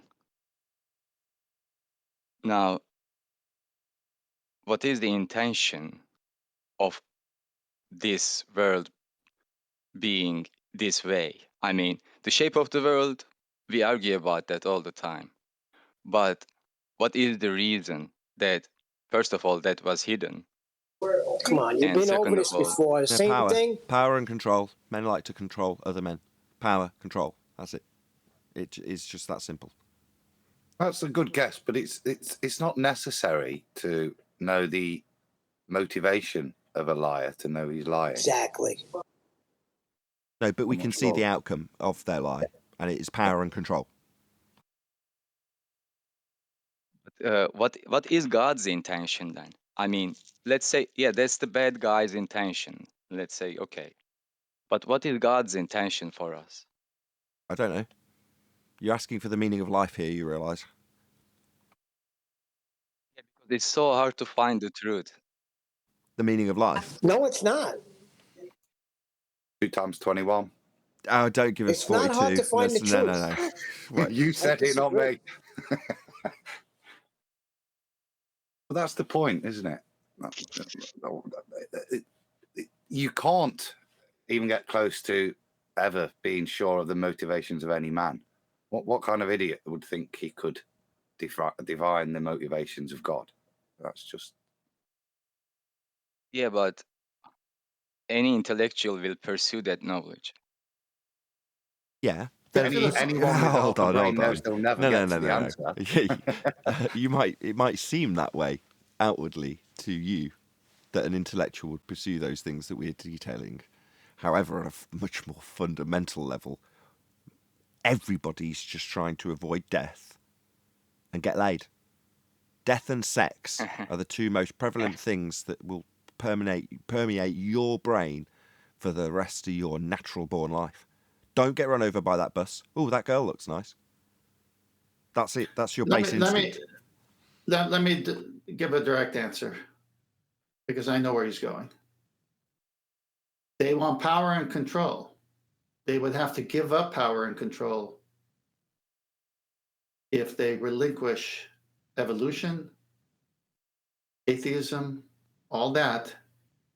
And if the earth is not what they say it is, then there's a higher authority than government. And people would look to God's word rather than government and say, God is the highest, not you. And that would mean they have no power and control. Hold Nathan's on. You've inserted government, which is fine because that's obvious. And over when I say it's obvious, they want power and control. You can just look at the control system we live in and assert that without any concern that someone's going to challenge me on it. However, when you say government, when we're substituting religion and their control they had before they introduced the heliocentric model, then that's a slightly different story. No, I didn't say religion. I said I'm the not church. into religion. Well, I'm not even saying the church. I'm saying I am. creator. I know you are, because that's of course how Satan used it to deceive people. But the whole point is the creator. They don't want a creator because then the creator is above the government. And then the people are going to say, well, that's not the reason I was made.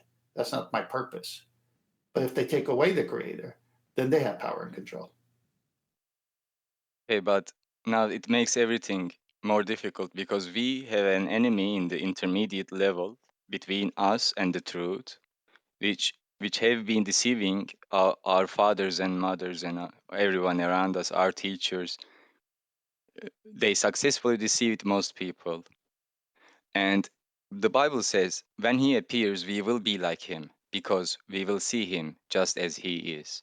So, yeah, maybe we can deduce a reason from that. But at the moment, life is just too confusing because whatever we learn is open to critical investigation. And when you investigate into anything, you will find flaws in it. No, that's not true. Some things are empirical. Science is empirical. That's why I like that subject. Some things aren't agree or disagree. And when you've got an outcome that has been validated and the antithesis invalidated, then you've got nowhere else other than a conclusion to summarise. That's all you've got. You can extrapolate out from that and bullshit around it, and you can pull that apart after the fact. But the empiricism offered by science defies your last statement. Certain things can be proven. The Word of God says, hang on, the Word of God says, ask, seek, and knock. God has not left us here without a solution. Every individual, by their conscience, will stand before God. In your life, he's offering you, seek me, you will find me. Knock, I will open the door. Ask, and I will answer. That's what I did at 14. And that's what everybody has to do on their own time as a leading of the Holy Spirit. That's why you can't force people into Christianity or make religions demanding things. That's what Satan wanted to do so he could smear the love of God. And with that, I'm going to say, if you are watching this on either Nathan Oakley 1980 or Nathan Oakley Premiering streams, then stay tuned as there will be an after show to follow. Unfortunately, if you are watching this live, this is where we bid you farewell. A huge, massive, enormous thank you to all of you. Smashed the super chat, liked, commented, shared, subscribed, joined as a Nathan Oakley 1980 channel member, smashed the PayPal link and all that good stuff. Of course, a massive thank you to today's Discord and G+ panels for making today's live show possible. Once again, stay tuned if you're watching on either Premiering stream. I've been Nathan Oakley, and I will see you all in the next video.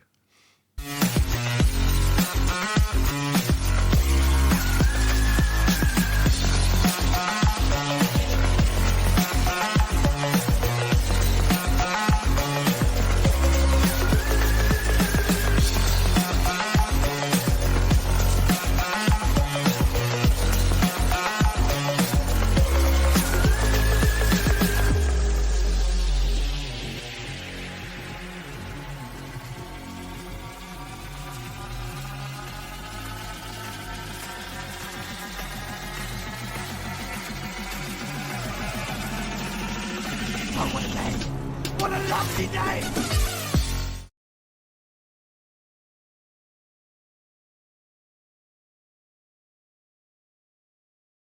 $1,000 and totaled out the car. So where do I stand with that? Well, there's two positions that could be taken, right? There's his position. We'll talk after the show. I'd say, Nathan. You talking about your car? Yes. Right. Fine. That's good by me. So I've just ordered some acoustic diffusers for my ceiling. I've ordered 20 of them. What I've done is I've taken the £85 that I got from my amp that was broken, together with the £50 that I got from the other amp that I've broken, that I've just paid out by eBay today, and immediately put it back into acoustic treatment, because that's what I tend to do. Is somebody trying to get $2,500 from you, though? You know what I had for my tea last night? $144 they cost. I'll talk to you later, John. Chili con carne, Neil, I had. I see which way you're going. Ha, ha, ha. Anyway, great job, Tent. I also sold another amp 2 weeks ago, which paid out a couple of days, 3 days ago.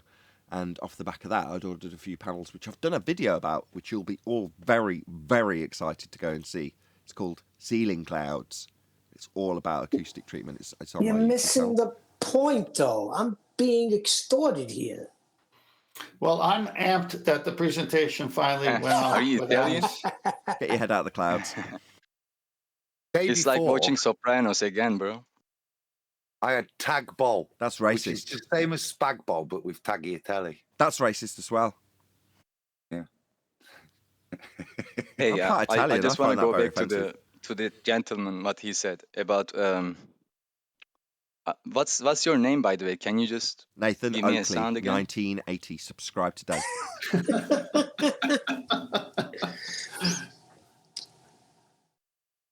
No, it's not you, man. Who was that? Who It are you was. asking It for? was me. Honestly, Nathan Oakley, 1980. Subscribe Is there today. someone in your house who talks with your microphone? Because That's me. no, what is it? Come on. It was 10th man. Just move on to your point. Oh, Yeah, it's just figured out that when the G Plus panel talk, my light flashes. That's all it is. I'm not an it, but go on. No, please give me your name, mister, because we talk a lot and I don't know how to call you. Ian Hinton. Ian. I haven't been able to guess his name yet, but I I'm can Nathan tell Oakley. you his name is 10th Man. I'm We don't Nathan know his Oakley. name. He goes by 10th Man. I will figure out your name. Okay, the No, 10th man. he's a faceless shell. I'll give you 10 chances, Neil. You beat me to it by a second, Adam. Like a full second.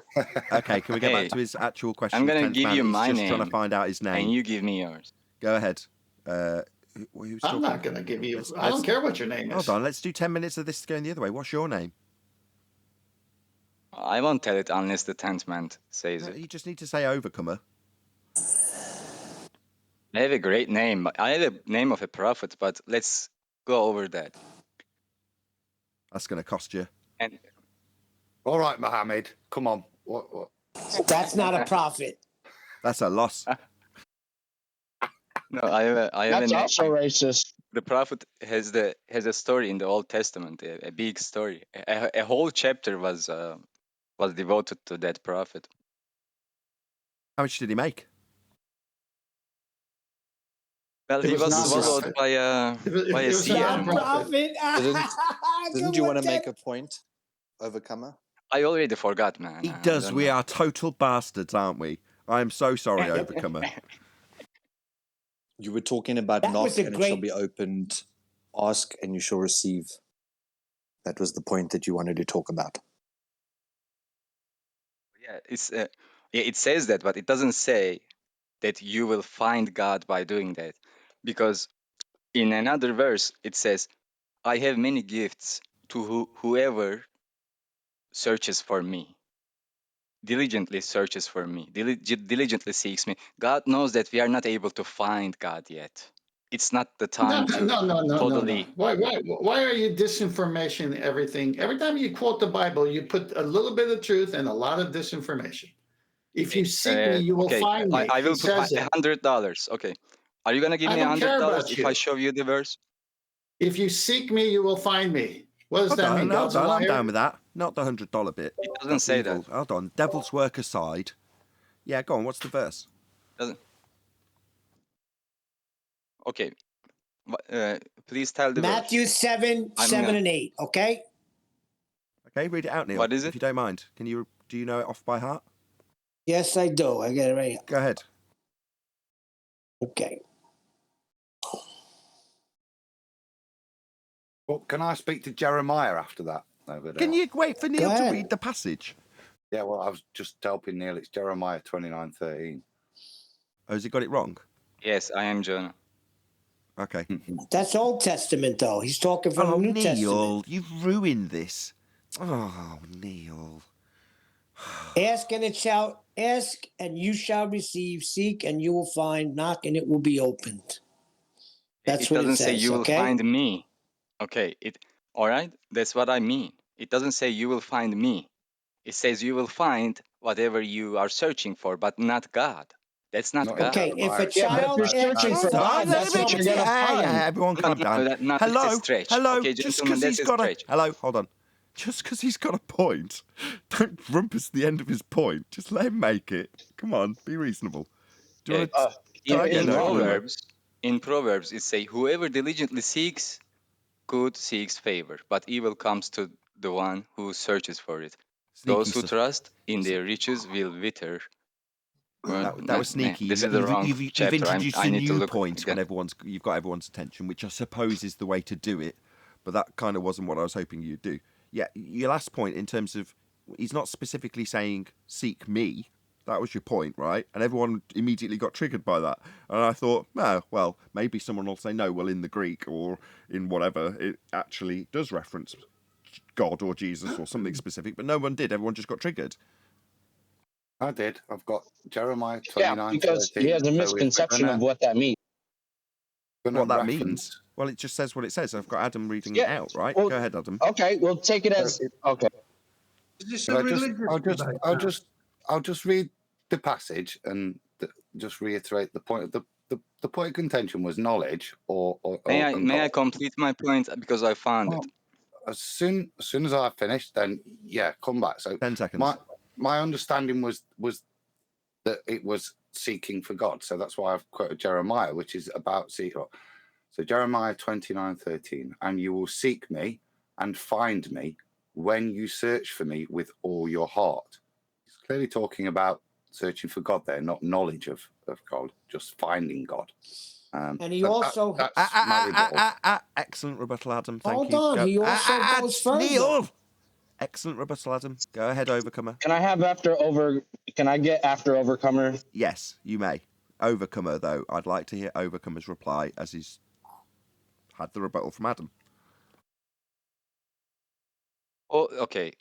Paul tells us that without faith it is impossible to please God. For he who comes to God must believe that he is, and that he is a rewarder of those who diligently seek him. So God what rewards does people who asking, seeking, diligently and knocking mean? Hold on. That's not diligently what I seeking him? What I try to mean is God is something to seek for now. It's not something to be found yet. Yeah, that was your point. You're just restating your position that Adam's refuted. Okay, who was it that was waiting in the wings?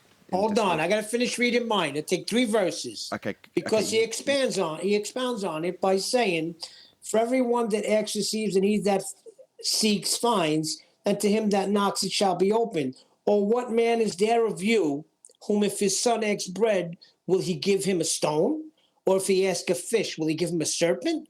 If then being evil, in other words, sinful, you know how to give good gifts unto your children, how much more shall your Father which is in heaven give good things to them that ask him?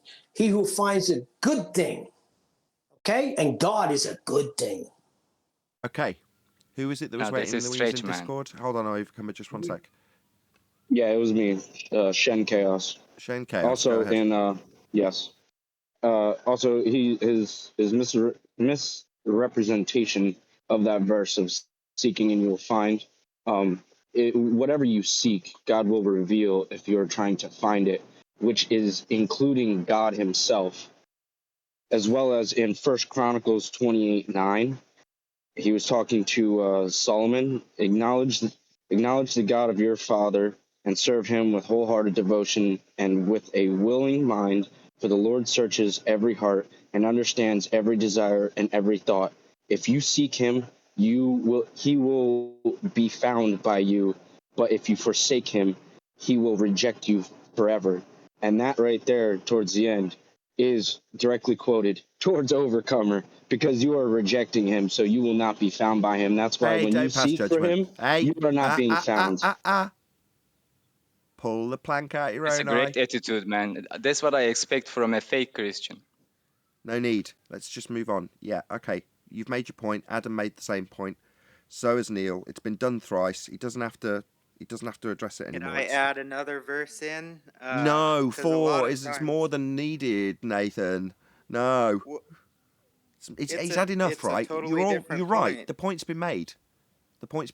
This started with a philosophical discussion introduced by Overcomer immediately after we'd wrapped up the fact that we'd proven flat Earth. I just want to point that out.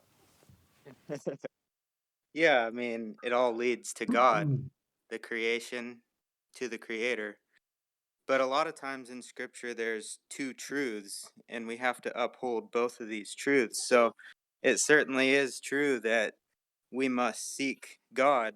But Jesus also says in John chapter 6, verse 44, no one can come to me unless the Father who sent me draws him. So Correct. it's Okay. also the work of God. It's not our work. And even faith itself is a gift that God gives. And I would contend that faith is necessary to understand correctly creation. But that's what Tent was saying. No man can come unless the Father draws him through the Holy Spirit. Oh, He's that's agreeing. exactly what. Hello, That's he's exactly. agreeing. Yes, that's right, Neil. He's agreeing with you. Yeah, that's exactly what happened to It me. turned into a religious debate forum now. I don't know why it's happened, but that's what's happened straight after a When great it flat happens, Earth and when proof. it happens, you go into it. What's the problem? Talk about everything else. I think I can tell you I, why I it know did. why I know why it happens, because most people here only know one religion. You It's you because guys you did haven't it. bothered to That's look why. at another one. You did it. Do you mean that's why it Yeah, happened? you come in all the time with this. What religion are you? See, I'm not a religion. I'm in a relationship. I don't have a religion. The word religion, the root word is return to bondage. Look it up. I'm not in bondage. Yes, I'm I agree. free through Jesus Neil, you Christ. don't understand. Yeah, This same guy here, thinks Mister. that God is Satan. So again, he thinks he's Yeah, searching and he's exactly. not, and he wants to call me a fake Christian. But he misinterprets scripture all the time. So who's the faker here? Misrepresents. No, that's why he's a false teacher right now, Hold and on. I'm going to call him Okay, out. He's a he's liar. already He's Hold been on. proven wrong. We've rounded Okay, out the good. So subject. let's change the I subject blame the then, other because Nathan for this, right? I'm Okay, blaming you, okay. other Nathan. I form the light and Hold on, create Overcomer. darkness. Hold I on. bring prosperity and create disaster. I, the Lord, That do doesn't all mean he's those the things. devil. Okay, this is not a scripture debate. thank you. He also Because needs he's to going look to go at the beyond root the word. word. It is. The interpretation is wrong. They mean calamity, destruction. It's not evil. He needs to destroy the evil. Right, okay. I'm Can we gonna have draw a the line under question, this Nate? and say next person who talks about this is gonna get moved to Bible conversation. That's what's gonna happen. Good. Here, here. I would like to point out Yeah. the epistemological reason for this, because John, you're going to get moved. No, he can't get No, moved. He knows it. no, I'm not. Oh, I'm that's not right. going to He's C address it. plus. I'm I not want to ask addressing Adam a religion. question. Right. I think John's trying to round this all up nicely. Can we let him? Thank you. Sorry. It comes down to whether you believe there can be an objective truth or not. That's what all this is about. And those that would refute it, refute it. Those that accept, that science is real and can have objective empirical proof, they stand on one side of the fence, and then everyone else is on the other in this regard. Hey, do you guys know the difference between the demiurge and the Most High Prime Creator? Uh-oh. You're going to get moved. Gnostic philosophy. Right. Yeah. First warning. Right. If this, there's a John, difference. John. If this takes us back Go to ahead. flat Earth leads you onto the inevitable creator is real, then that's fine. If it doesn't, you're going to get bumped. I just wanted to throw that in there so people think about it, because the demiurge is the created being, and the Most High is uncreated, and our souls are uncreated. They're eternal. They've always been, always will be. So The demiurge doesn't exist in Christian theology. We're part of the most. Doubt that. We're part. No. We're part of the Most High, because we're eternal and we're part of His soul. So Well, the demiurge let's is move someone. Or I'm going to start talking. No, can we demiurge just is the just creator of the distinguish world. what? No, because this is false religion again. No, Well, there's no need to be that the demiurge like is the that. creator This of the is world, not and God is the Christianity. creator of Well is done, what John. You the- can't just keep Exactly my chanting the point. same thing. Somebody's trying to reply to you. I've let it slide, but if you just keep chanting the same bloody thing 5 times through any responses, then you're going to have to get moved. You've got to say it and then let someone respond, not just keep chanting it. Okay. Go Adam. I think I want to be a bit more respectful. This isn't Christianity. This is Gnosticism that I'm hearing, and there is a differential within Gnosticism of the creator. So it doesn't talk about and Satan in the the Bible? Demerge being two Oh, different God. entities, The unlike father of lies? within Christianity. Hello? Somebody's talking. Unlike within Christianity, where that deity is the same being, there is a distinction within Gnosticism. So we're talking apples and oranges at this point. Well, it does talk about Satan in the Bible. It talks about the father of lies. So, and he talks about his father, Jesus, the Father in heaven, and the prince of this world. So no, you're wrong. The Bible, it does. He's right. The guy was right because the Bible You're wrong, is but like a he's right. simplified. The Bible is like a simplified version of all those other books. So yeah, the Bible does talk about what those books talk about, just in a simplified manner. Okay, can we knock it on the head No, now? Council of Nicaea, not bollocks. Right, number one, I'm not educated enough to moderate this discussion. So it's going to descend into chaos every time through my ignorance. I just don't want to do that. So just take it to the Bible conversation chat. If there's 3 or 4 of you, which there obviously is, itching, just go. Have the conversation, discuss it amongst yourselves in the Bible chat conversation VC. Yeah.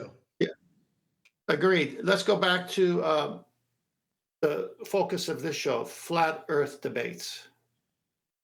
Right. Well, the whole point of your presentation... could segue it back to flat Earth in the sense that, I mean, connecting off of this discussion of Overcomer wanting to talk about Satan and God being the same thing. Yeah, they're not the same. You got a steel plate in your head? Between Take it to the other room. I don't want to have to move you, John. I've done being subtle. I was going to try to segue it back to flat Earth. Okay, give him one more attempt. Right. Okay. One more attempt. That wasn't me. That wasn't me. Segue back. Talking. Just let him. It's painful. It's getting more and more painful by the second. Just let him try. Go ahead, John. I won't interrupt you. No, it wasn't John. Everyone, everyone. I'm going to start muting people. So I'm going to mute John. I'm going to mute Overcomer. And then I'm going to mute Nathan Yamaha. You're all muted.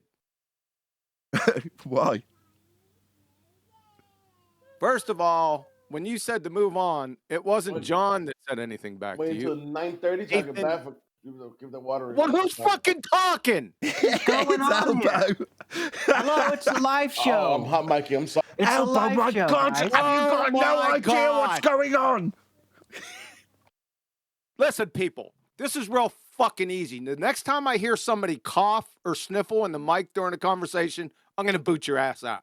The next time I see somebody hot mic, that means their mic is not on mute, and you interrupt the conversation with your bullshit, I'm going to kick your ass out.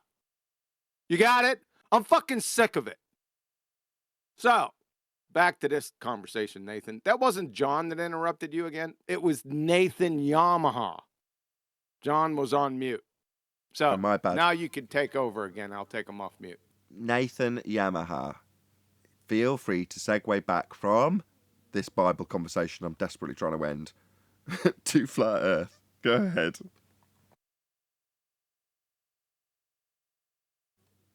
He's gone on strike. Nathan? He's gone on strike. Check it out. Okay. Don't blame you. You're not Yamaha. I just want to say something about this. No, you don't. You've talked enough. Oh. Okay, I'm gonna take. Listen, I'm just gonna blast this guy unless we change subjects. I'm tired of him. Sorry, Overcomer.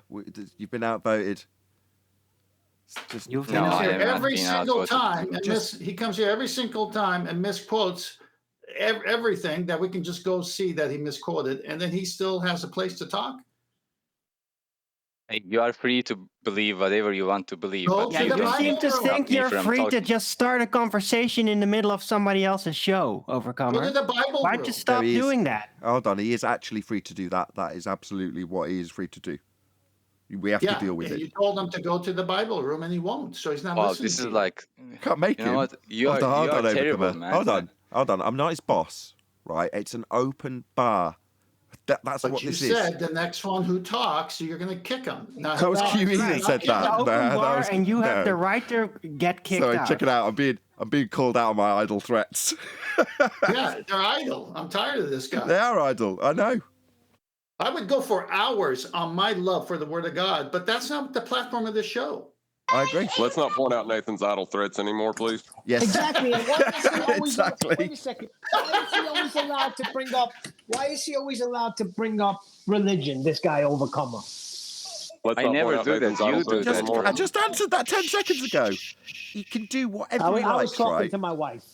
Don't say 90. It's an open forum. Now, it's down to me to try and regain control at some point, right? Now, when it descends into this situation, I just smile and sit back and go, okay, I can't stop 4 panel members in Discord having this out about this Bible conversation. I've tried, haven't I? I mean, come on, tell me I haven't tried. No, Yes, Nathan, you're awesome. You haven't tried. You know what? You said, People are just gonna "Be get quiet, triggered no matter Overcomer. what. They Be get quiet, triggered for Overcomer. God, dude. Be quiet. You're going to quiet for a trigger them minute. doing that, Overcomer. No, be quiet. Tell me I failed. You Fine. said you want to end it. You want to segue the flat earth. Next one who talks, you're gonna kick him. Do it. He didn't say kick him. He said he's going to move him to the religious forum. And I agree. Okay, number one. That's what I mean. Okay, Just number kick one. him. I can do that, but they can just come straight back in. You realise that, right? Well, then you we say kick you're him. not following. Then just like you do with other people who don't Nathan, listen to the host. Once you kick them, the server moderators can time them out, and they'll be relegated out of there. Okay. Thank you Okay. very Now, much. okay. Stop being an idle threat, 10th. Right. We No, are no, going to let draw a me line go. under this conversation. Let me go Overcomer. with peace. Bless you all, gentlemen. Overcomer. We are going to draw a line under this conversation, and it's no longer an idle threat. I will move people to Bible conversation, and according to 10th, the mods will then time you out. I don't want to do that, but it's come to that. We've had 10 minutes just talking about not talking about it now. He left. So, can you get an elevation angle? No, it proves flat earth. That's where this started, right? It turned into a Bible conversation. I've got no issues with that, right? Tomorrow, Friday, I don't normally mention the day, that show may go out on a Sunday. If it ends up being a really good Bible conversation on the Friday show, I like to actually air it on a Sunday. So sometimes I don't mind. 1 in 5 shows. But it's Thursday, so he can go fuck himself. Nathan, mind your tongue. Yeah, that wasn't necessary. The point is, Dude, I do. The point is, if I can finish, the point is, I could sit here and talk about the Bible from Genesis to Revelation. That's not the platform of this show. And if I sense someone coming in here misrepresenting scripture that I've read since the age of 14 and a half to 62, I'm going to call them out. That's not what was happening, though, was it? What we were trying to, what was happening was somebody was trying to have. Fuck's sake. Hold on, he's trying to. Look, we've had so much time on it now that we've got to summarise the situation as opposed to the subject. So while you're getting annoyed, that's all Adam's now doing. He's summarising why this has happened as a situation as opposed to the subject. He summarised the subject 10 minutes ago. We've had 10 minutes of us arguing back and forth about whether or not we can continue on a flat Earth debate forum about a Bible discussion. Chewy, help! Yeah, Adam's doing I'll tell it. you what. Then we're going to get everyone else's summary after Adam's summary of the situation. Oh, I do hope so. Why don't we just move on and get to an old friend is here that would probably like to challenge that curve to Jason argument. His name's Zanuck. Hello, everyone. This is on you, QE. This is all on QE. Go ahead, QE. I just introduced him. I don't know. Where is he? He said hello. Let me rejoin in a minute. I got to go to my computer. Hold on.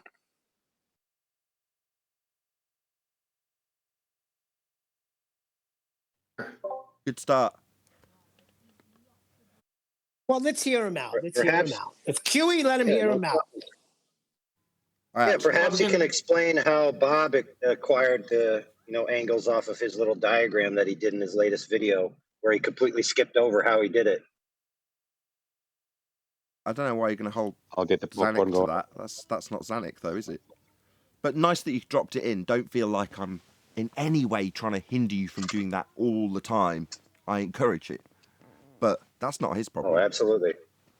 Oh, yeah, I'm not holding it to account for it. I'm just saying perhaps he can explain it since he speaks Glober. All right. But does Bob speak? Does Bob speak Glober? Is he? That's no. That's a stereotyping fallacy. You can't No, do it's that. Globerish. That's true. That's true. It's Globerish. I hate this. I hate It's- having to it's kind defend of- the opponent because somebody's used a fallacy against them. I hate it. I'm having to defend. You made me defend Bob. I feel slightly dirty. Very ballish of you. But yeah, It's nice that you defended him. Well, just to answer your questions, now we're not going to put it on someone else to justify the answers. It's nice to discuss them anyway. No, I mean Bob's denying needing an angle because he can't get one. Correct. Well, it's nice that you defended him too when somebody used fallacious reasoning against him. So that would make you a terrorist sympathizer, though. Nathan is ace. Hold on. No fallacious reasoning was used. Not yet, but you were attempting to imply that when Zanuck returns, you would be using a stereotyping fallacy. Say he speaks Glober and Bob speaks for everybody Glober. That's two stereotyping fallacies. For shame. Go on, we got the moany voice of I don't want to talk Bible, whoever that is. Go ahead, Brian. Can I ask Adam a question? Yeah. Hold on, I got a question for you, Brian, if that's you. Why are you on Jose G. Gonzalez's show saying you don't know if there's a container? I don't know if there's a container, do you? Yeah. You've There's been definitely up a there. container. We got wouldn't be gas breathing. pressure. Yeah, It's a there is. necessary Have we got antecedent. gas pressure? Say Have again. we got 14 psi? Yeah. If we have, that means you must piss at over 14 psi, and you don't. Hold on. What? What? Pressure has got to be over 14 psi, else we would never bleed out. Yeah, that's right. So, you know when you fill your tyres up at the petrol station and you see on the gauge it says 1, what do you think that means? Do you think it means that there's just 1, or do you think it's 1 relative to the 14 point whatever it is at whatever level you are in that area? How does a woman ever have a period if we got 14 Answer his PSI, question, pushing not it about back in? women's Fucking periods. ridiculous. No, it's all right. You've just got to miss. Tell us there isn't 14 Yeah, it's PSI like Brian. around us. Your misapprehension is the same as Ranty back in the day. Ranty had the same misapprehension when he was a flat earther. But in the same way, a fish can urinate underwater at high pressure, so can we in 14.7 psi. It's no problem to overcome that pressure, and yes, you are overcoming that pressure. That's correct. Who have got muscles to do that, yeah? Yeah. What about your blood Thank pressure? goodness. Do you Thank- think your heart could pump at over 14 psi, which is the pressure of a football? Your statement was Brian, you don't know if there's a container when a container is the necessary antecedent. Don't overtalk me. Hold on, somebody from the peanut gallery just addressed him. Hold on, who was that? Through the chaos. Brian. Brian's a race car builder. He knows Brian, how tires calm down. are Just built. 1 second. Just 1 second, Brian. I heard somebody from the peanut gallery who sounded like they were making a bit of sense. Who was that? Brian doesn't know the difference between PSIG and PSIA. Yeah, PSIG. absolute pressure PSIA. and gauge pressure. Come Fucking on, ridiculous. Brian. You're a race car driver. You know the stuff. There is no fucking pressure. So our bodies would tires, not no tires, there's no God, pressure here on we tires. go. What about your inner ear? How the fuck does your inner ear resist 14 psi? Because there's a balance on both sides. It's ludicrous. Yeah, that's correct. Because Whoever there's a said balance that. on both sides. Yeah, that's correct. This guy, You got Zanuck correcting you. Yeah, that's right. Zanuck's this right. guy's making me doubt my sphincter muscle. Are you really a race car driver? Hold on, I just want to get to the bottom of why everyone else except Brian, everybody else except Brian, trying to talk to Brian. If he'll let me talk to him, he's immediately gone into chant mode.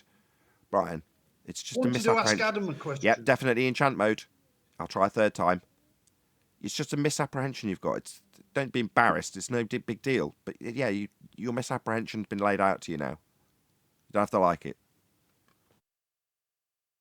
I wanted to ask Adam a question. To be fair, that's how you started this, so go ahead.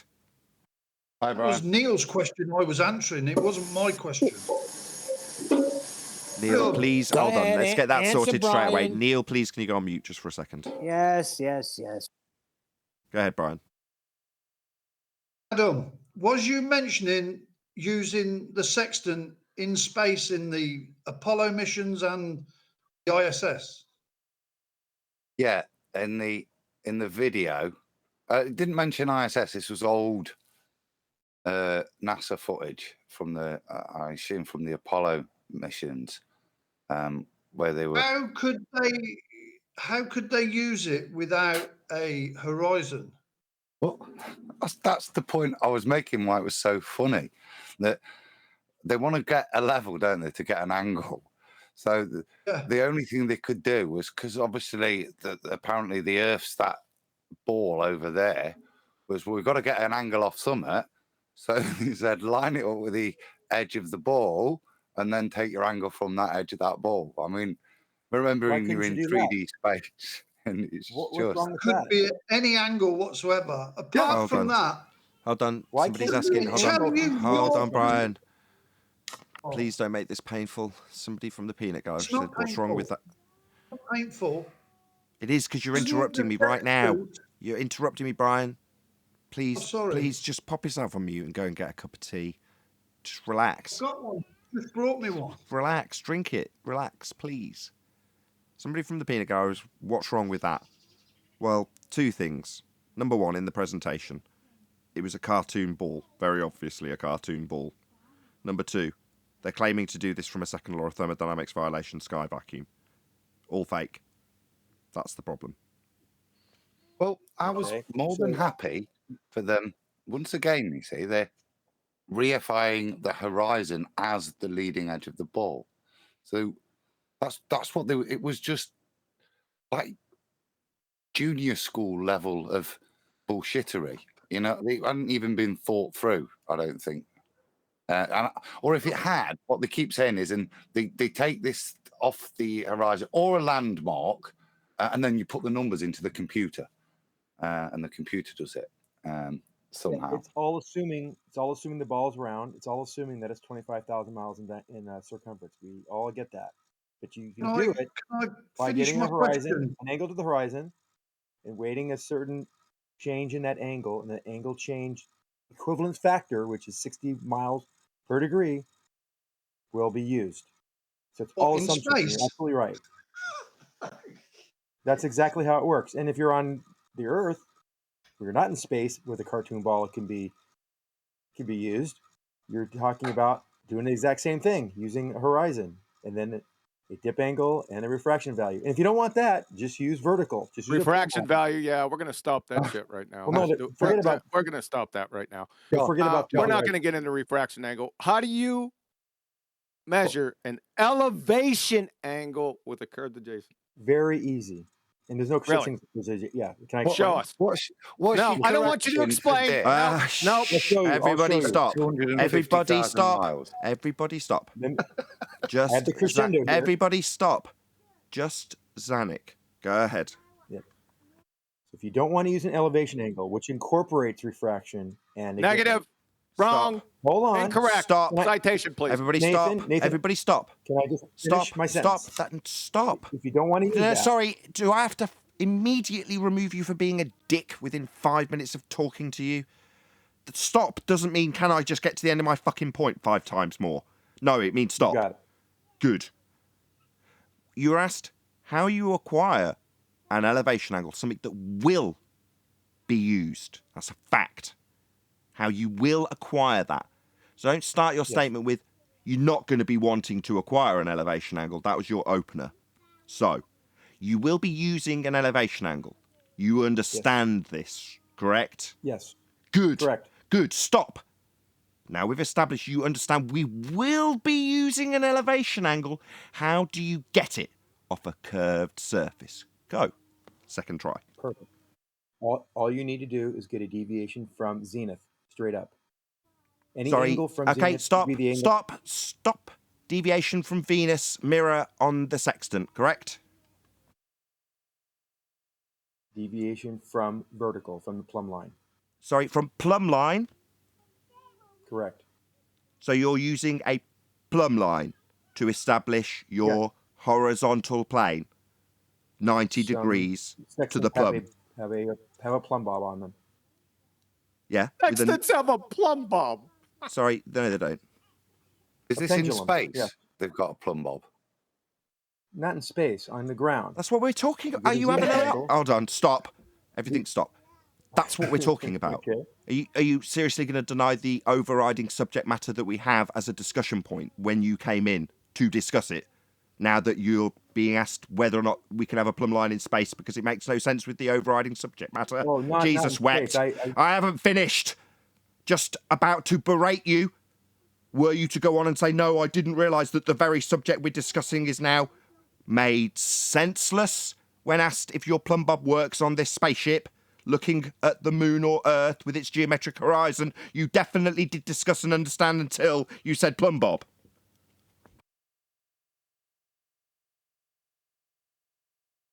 That's what I thought, Zanik, you complete fucking retard. No, you won't be using a plumb bob in space now, will you, in a second law of thermodynamics violation? Sky vacuum. It makes no sense. So that long protracted silence was your loss in this regard now, wasn't it, Dumbo?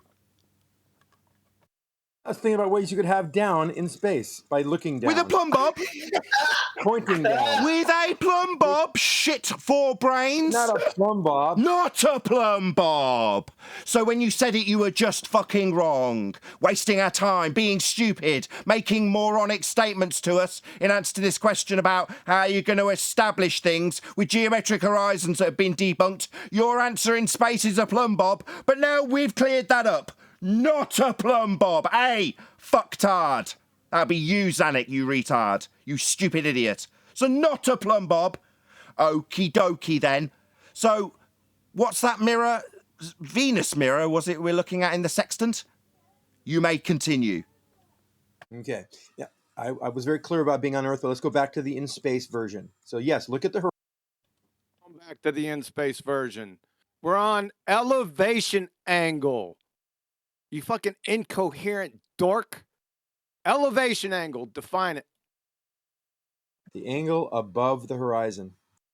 Negative. Minus the dip angle, minus refraction. No, that's not the definition of elevation angle or definition. angle of elevation. I need a citation right now. That is it. John. No, it's not it. So let's put him on It's mute. the Angle of elevation from Math is Fun. The upwards angle from the horizontal to a line of sight from the observer to some point of interest. Did you hear refraction or any plumb bobs in there?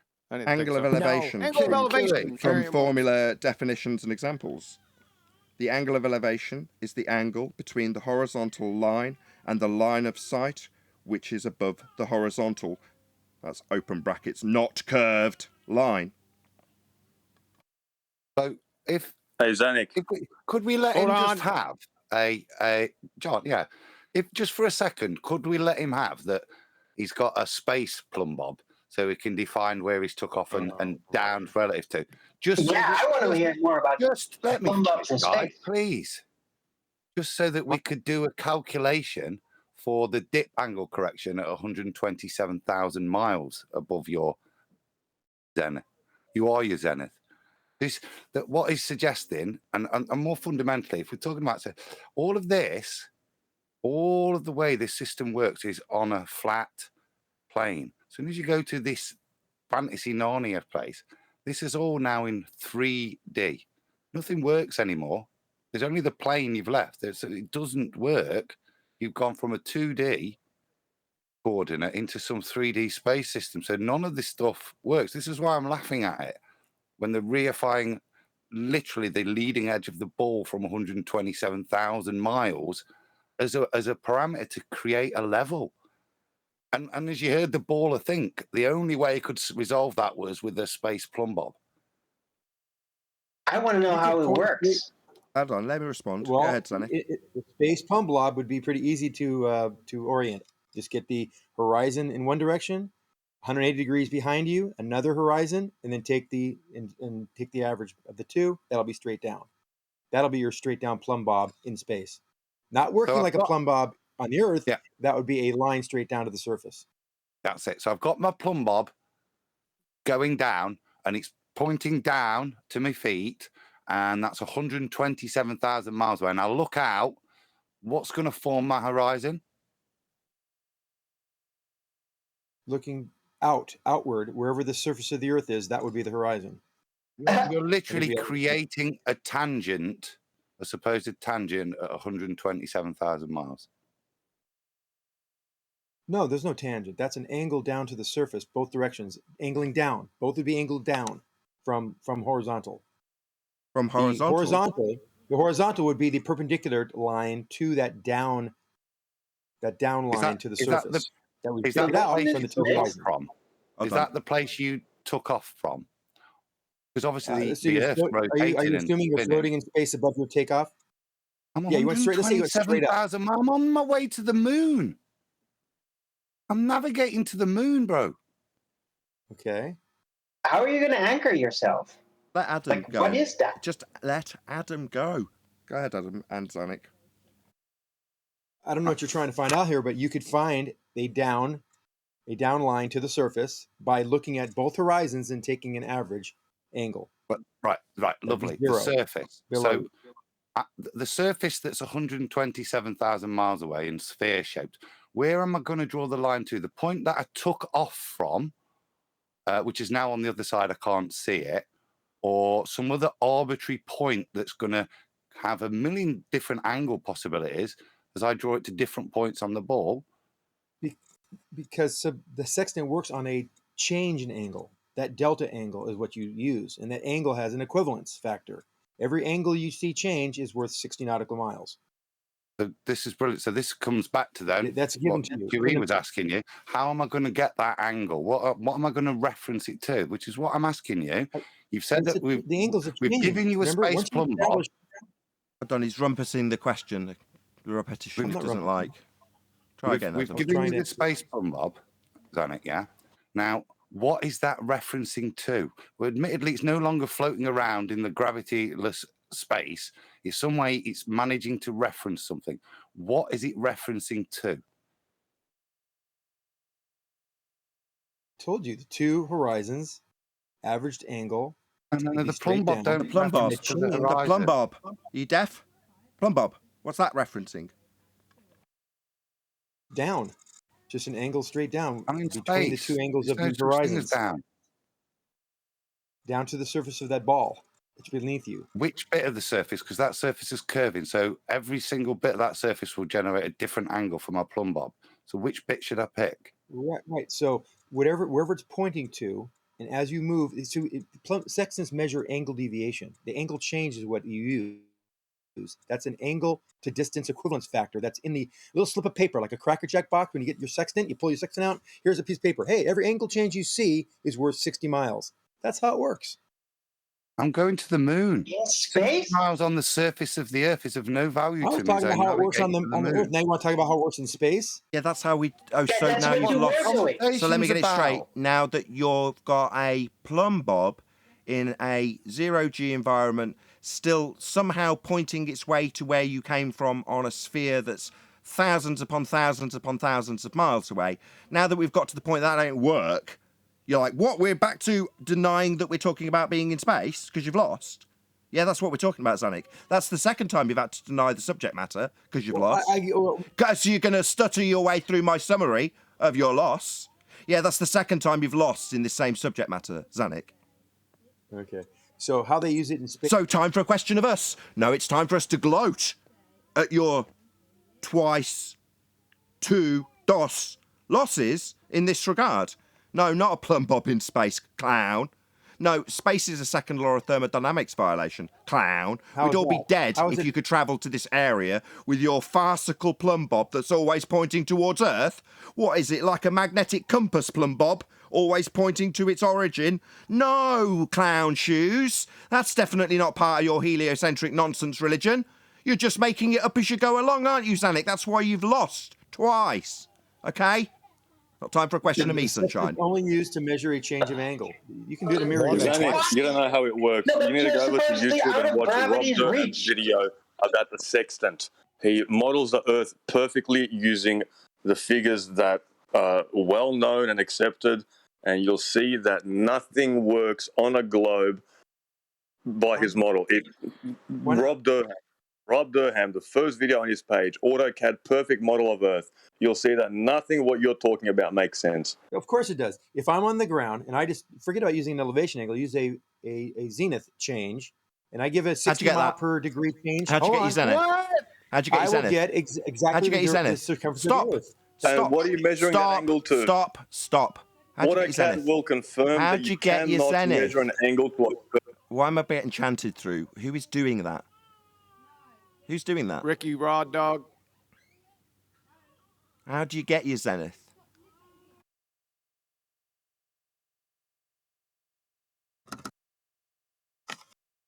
Straight up, plumb bob. We're going back to the Earth again now, by the way. He said the way it's described, the sextant does not work. And he said What are you someone measuring? proved that. Sorry, let's just summarise. We're back on the ground. We're not in space because you've lost twice in that regard with your plumb bob in space. But now we're measuring an elevation angle. Right. Right, so we're going to measure an elevation angle. Yes. How'd you get that? Off Just a a curved deviation surface? from vertical. Deviation from zenith. Sorry, where'd you get your zenith? You're saying Deviation from from a plumb bob. Yeah. But you're measuring an elevation angle.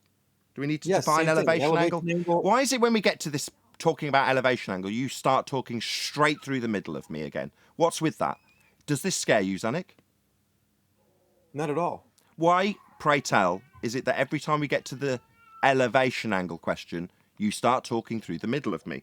Like, for example, if I was to define it from one of the 7 definitions I've got of what an elevation angle is, and you say it's just your zenith, right? Well, you're measuring something, right? And you're measuring, we've already confirmed, you clarified that you're going to be taking an elevation angle. You said yes. So do we need to define it for you again? No, I never said zenith equaled elevation angle.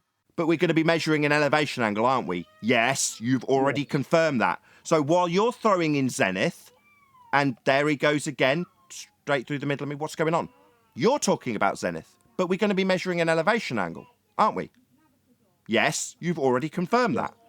So I'll ask a third time. Do we need to define what an elevation angle is for you again, for you to maybe chaff and redirect to your zenith again?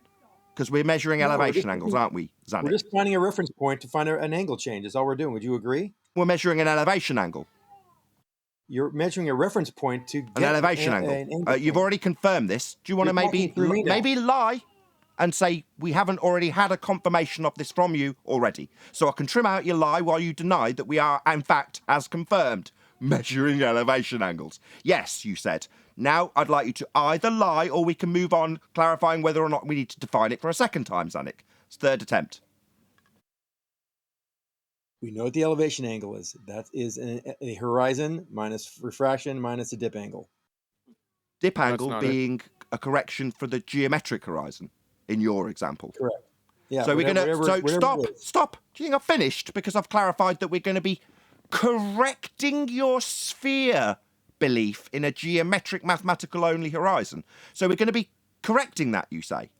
Tell me more about how we're going to be correcting your notion of a geometric horizon to be flat, correct? We're correcting it flat.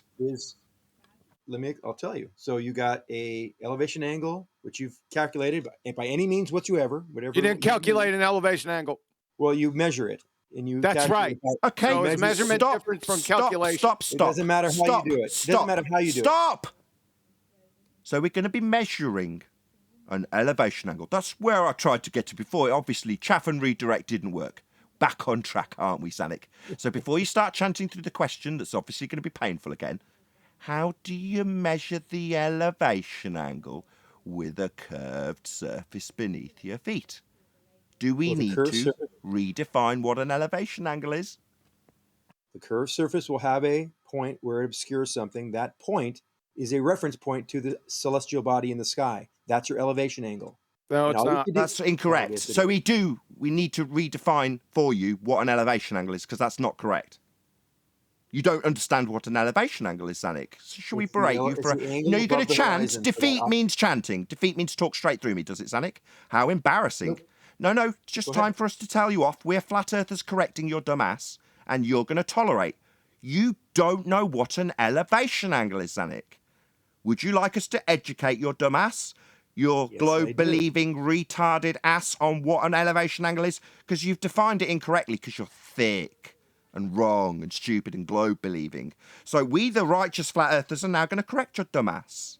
Okay? You understand? We're going to correct you because you're wrong. You understand? Rhetorical. I've already explained it had rhetorical, dumb shit. Rhetorical. Yeah, you were wrong. In the sky. You don't understand what an elevation angle is. Why don't you tell me, Nathan? Tell me what the elevation now. is. Hush! Don't share your pain right now, Zanik. Yeah. Go ahead. Yeah, laugh it up, fuckwit. You don't know what an elevation angle is. It proves a flat Earth, my friend, because you can't have that elevation angle with a curved surface. It's not possible. It's a reference point, is it? It's a reference point, is it? Citation, please. Yes, all it is a reference point. Citation, please. Angle to the star. Citation, please. I've got a whole bunch of them sat right in front of me.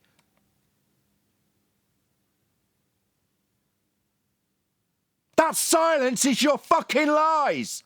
No, it is not. You lying sack of shit globe-believing fuckwit here to deceive my audience. So, you moron, you do not know what an elevation angle is, and it seems you are going to attempt to lie to my audience about what you say it is, when I've got a whole string of citations in front of me. And when I ask you for yours, there's a protracted silence, isn't there, Zanik? The change in that angle. There's that silence again before he changes the subject. So that wouldn't be a citation then, Zanik. Just the same protracted silence, followed by a change of subject. Silence. You won't get silence out of me, Nathan. Yeah, we didn't get a citation out of you either. Oh, do you want a citation? Stutter for me, bitch! That's right. We didn't get a citation out of you for your lie, and what you believe incorrectly is an elevation angle. You don't know you're a globe believer here to lie. You don't understand what an elevation angle is. Do you want to try again? Give us a citation for the elevation angle in live stream chat. Yeah, you stupid retard. Okay, hold on. Yeah, we're demanding it. We're the flat earthers, the ones in control of the conversation, demanding your stupid ass back up your stupid shit that we know is wrong. Globe-believing retard. That's right. Chottle on and curry up. Come on. How long's it take? Nothing has changed. Hello? How long's this going to take, lying retard, who doesn't know what an elevation angle is, given that he probably does know, but knows it proves Earth is flat, because you can't get one from a curved surface. Oh, I see what you're hung up. You're hung up on the horizontal plane. Yeah, the flat Earth you require. That's right. Hung up on it? No, it's proof we're on a flat plane. That horizontal plane you think we're hung up on. No, it's that thing you needed to correct to be when you said you were going to do your version of dip correction. You were going to correct your fundy sphere belief with a geometric horizon we debunked with a black swan to make it flat. So that flat plane is the thing you're hung up on. You're going to be correcting to it, aren't you, Zanik? If you're at an elevation... You're stuttering, bitch. You're at a position where you need a flat plane, Fundy. It's your elevation angle, bitch. Now stutter for me as I teabag your dying globe faith. You're not teabagging anybody. Yeah, I'm going to teabag your dying globe faith because you're hung up on the flat plane you need for an elevation angle. You know, it's just a plane. It's just you stuttering like a bitch while you get teabagged by a flat earther. Another protracted silence there, bitch. This ain't a citation for your misapprehension of an elevation angle that's going to prove a flat Earth unless you lie about it, Zanik. Laugh it up. I heard him say it's just a plane, too. Exactly, it's just a flat plane. Yeah, that we know. It's a flat Earth. Still waiting on that citation for elevation angle. Do you want me to post the... I'm too busy arguing with Nathan. Too busy to cite your lies when I've got 10 of them I can post immediately? Yeah, you don't know what an elevation angle is, so now you're going to tell us you're too busy. to back your lies about a globe you don't have, and the flat plane you must have to measure this elevation angle, Zanuck. Cat You got your don't tongue, need an bitch. elevation angle that is a flat plane.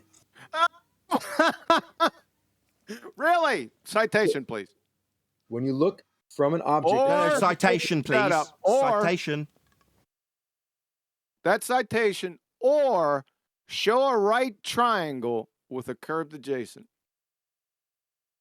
You don't need a curved adjacent. All you need is a horizon. You need a right triangle. You need a curved adjacent. Show a right triangle with a curved adjacent right now. There's nothing in a sextant that requires a 90-degree angle. Nothing. Oh, really? Okay, so let's take a look at Jacoby Harold, Professor of Astronomy, Columbia University, Navigation, Chapter 6, the Sextant. Now remember, Zanuck said there is no 90-degree angle that we need with the sextant. Here we go with the Professor of Astronomy. The height of the sun or of any star in the sky is called its altitude, and so the altitude is always an angle to be measured in degrees or minutes. The point directly overhead is the zenith. The angle between the lines drawn to the horizon and the zenith is 90 degrees or a right angle, Zanuck. So, Zanuck, you're a moron. Are you ignorant or a liar? That is an assumption. That's a stuttering bitch right there, who's here to lie to you about a globe that we don't have beneath our feet by saying we don't need 90 when using a sextant. So is it ignorance? Definitely not. It's a lying, stuttering bitch. You don't... You would know what a sextant was if it climbed up your ass and started whistling Dixie. Just You're lied. a retard. Lied through his back teeth. Said you don't need 90. Citation comes his way. He's asked if he's ignorant or a liar. Yeah, he's a liar. You lying scum. I'm trying to get... Now he's laughing at us. Yeah? This is why I get furious with these pieces of shit. You're laughing at the fact you've just been caught lying. Just like Charles, the lying bastard. You are just like Charles. Caught in a lie and you start smirking and laughing. You think it's a funny thing to laugh about this globe, do you, Zanuck? You think when you're caught in your lie, that's amusing, do you? You're a lying piece of shit. I hope you have your tongue ripped out in hell. Thing about a liar is they're calling you stupid because they think that we believe them. Yeah, he thinks he's getting away with his lie. It's Jupiter's delight. And when he's called on it, he just smirks.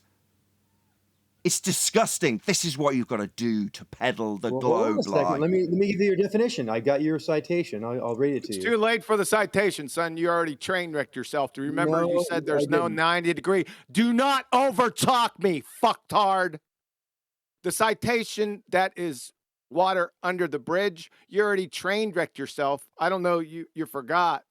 You're not present with us, but just about 30 seconds ago, you said you didn't need a 90 degree or a right angle with the sextant, right? You remember what just happened? Yeah, I asked him if he was ignorant or a liar, and then he proved to my audience immediately what a massive liar he is, reminding me of why I don't tolerate you here anymore, Zanuck. Because every time you come, without fail, you lie through your back teeth. About needing 90? Yeah, you definitely need 90.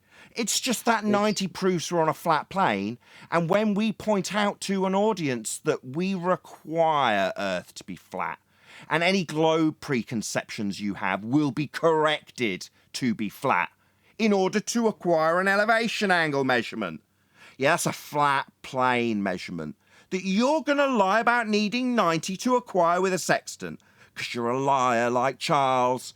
You'll deny and lie about needing R. You'll lie about needing 90. You'll lie about everything that is required of you to lie about to maintain your globe faith. It's disgusting. It's the reason I didn't want you here. I forgot it's such a long time since I had your lying ass here, Zanuck. But you've proven yourself worthy of banning because you're a piece of shit liar. I don't want to subject my audience to the same frustration and anger that I'm enduring right now. It's an outrage. You're lying to our faces and laughing about it. Go fuck off somewhere else, you piece of shit liar. Get the fuck out of my show.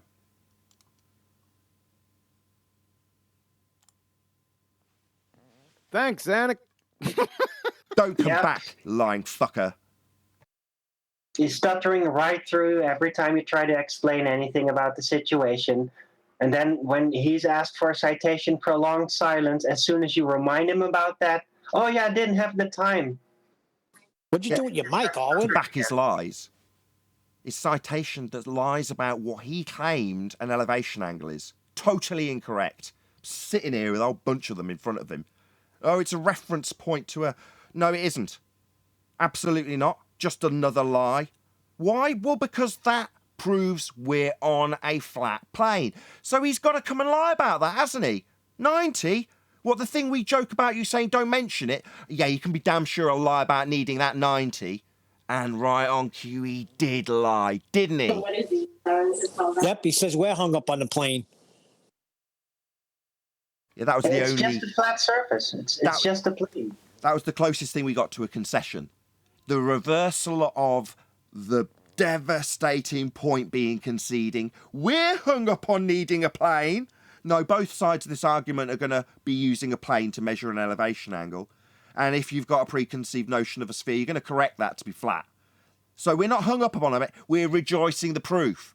But what do we get in our rejoice? Oh, we get liars who come here to tell our audience that you don't need 90 and then laugh about it when they're called on their lie. Just like Charles called on his lie. Laughed, didn't he? Smirked.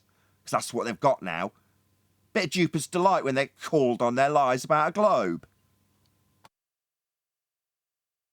Very interesting that after today's presentation that I did on your show, that cites all of their citations about what it is, he comes to lie about it. Is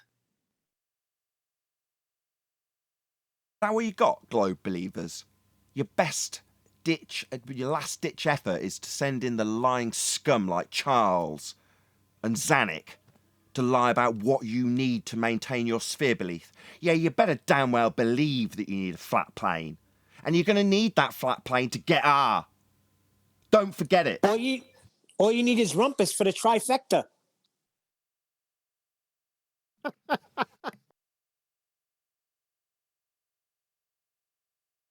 Yeah. It was It's worth all it, over QE. for him. At first, I was like, am I going to be annoyed at QE for reintroducing Zanuck the liar when he's one of the very, very few people who aren't welcome here because of his overt lies that he laughs in your face at when he's called on? That's why he got banned last time. Sure enough, right on cue, he does exactly the same thing without very much effort. Just has to lie. It's like, I don't want to poison my audience and get really, really annoyed and worked up with liars who laugh in your face when you prove them wrong. So what? So they can go away and go, look how annoyed he is. Obviously he's not in the right. Look how pissed off he is. Yeah, I'm pissed off that a lying bastard like him can come in and just say, no, I don't need 90. Or what, the 90 that proves we're on a plane that is referenced constantly?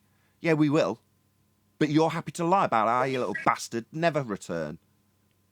Well, if anybody else would bring him in, I'd be hesitant. But if QE's bringing him in, I know there was a reason. Yeah, to show they'll lie.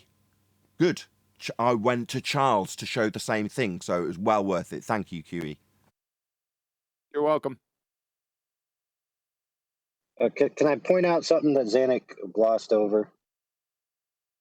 You mean besides the plumb bob falling out of the sextant? Oh, absolutely.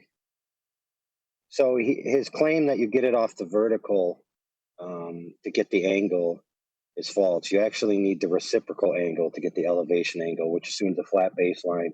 Even in the explanation he gave about the 2 points at the horizon, I drew a little diagram in the main chat that shows you end up with a flat baseline regardless.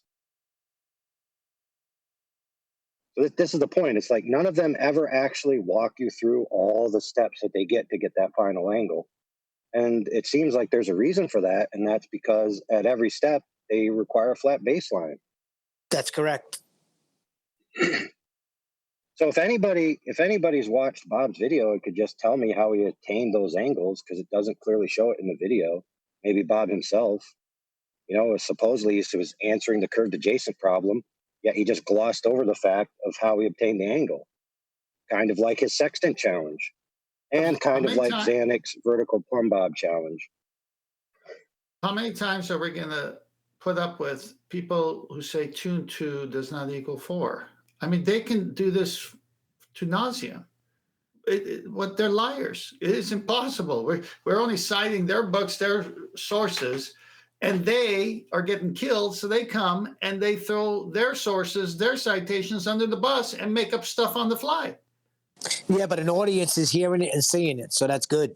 Yep. No, I know. Yeah, How that's many the point. times 2 + 2 is 4 are we going to put up with a guy that keeps saying it's 5 or 6? So what we do is what Nathan did. You're lying. You've always been a liar. You're going to lie again. I don't mind that because we call him out right at the beginning, and the audience says, "Oh, I've never heard of this guy," and Nathan just called him a liar, and he's lied before. He's going to lie again, and then they have a few seconds to say, "Oh, I get it.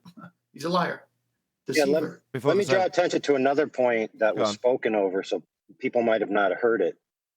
There was a guy who said, if you input this into CAD, which is computer-aided design program, and attempt to get any angle off of a curve, the program literally tells you, cannot be done. You have not selected a line. So first you have to establish a flat line before you can get an angle.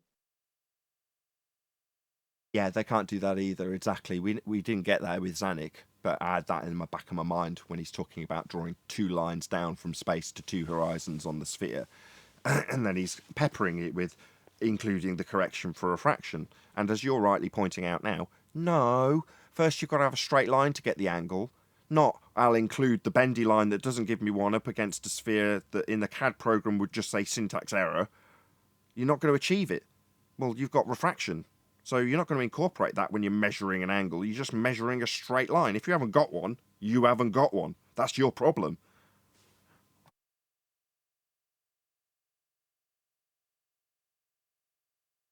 In the Sextant manuals, as well as the books written on doing site reduction tables, all the stuff that happens after you get the angle first.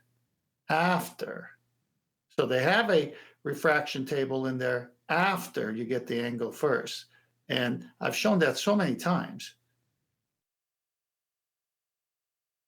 Refraction table, really? They got a refraction table in there? What type of refraction is that? It'll be Well, it's not 7/6R, that's for sure. Yeah. Yeah. There's no refraction. They have a table in there, but it's non sequitur. They have no idea. Well, it's basically them telling you you're better off using it above 15, 20 degrees above the horizon or its surface, the plane, because the stuff in the air, the water and all that. And then they say it's pretty simple after that because, and I've showed it decreases all the way to 90 degrees where there is no refraction because it's directly above. So it was like 1 minute, was it 1 second or whatever it was? I have to pull it up again. It's like hardly anything. Well, it's not anything anyway. Well, that's what I'm saying. When they say it's hardly anything, it means there is no curved surface because it would be something if there was. Okay, and they can't calculate refraction because they can't define it. Yeah, you're talking at cross purposes. QE's point is that even if you'd say in celestial terms it's refraction, is it? That's bending through a medium or whatever you're going to describe as refraction in this instance. I don't know that that's the case with any of these celestial objects. Tenth Man saying, in the manual, you've got a very loose idea of how to correct for what is labelled as refraction in terms of how they describe it in their paradigm. These are globe books, and that's what they label it. Now, whether or not the corrections work, Tenth Man saying, well, you've got a good broad idea of whether or not they do because people tend to arrive okay. So even though they're labelling it wrong and calling it refraction, and you can't, it's not reasonable to do so in a refraction that's celestial or the terrestrial refraction based on R, neither are appropriate descriptions because refraction, is it? Well, no, it's just a correction that people have got from a rule of thumb based on what they've observed, and they're attributing it to refraction, maybe because they can bait and switch later on with R-based refraction, who knows? But that's the point QE's making. It's I don't know if you call it a category error, it's just a folly to label something as refraction when you don't know that's what it is. Yep. Yeah, they do nicely summarized. I'm just trying to say, it's an adjustment table labeled refraction, but it's not describing refraction. It's just describing errors from practicality that they've noticed. Right. Well, this is where the same cross purposes was with flat Earth data and QE the other day, and the same point, in fact, because QE is saying no. What this manual, I don't care where it's from, 1750 or otherwise, it doesn't make any difference. They're describing something as refraction in this description, and it's nonsense. It's not a reasonable description, right or wrong in terms of how it might correlate with what you're doing.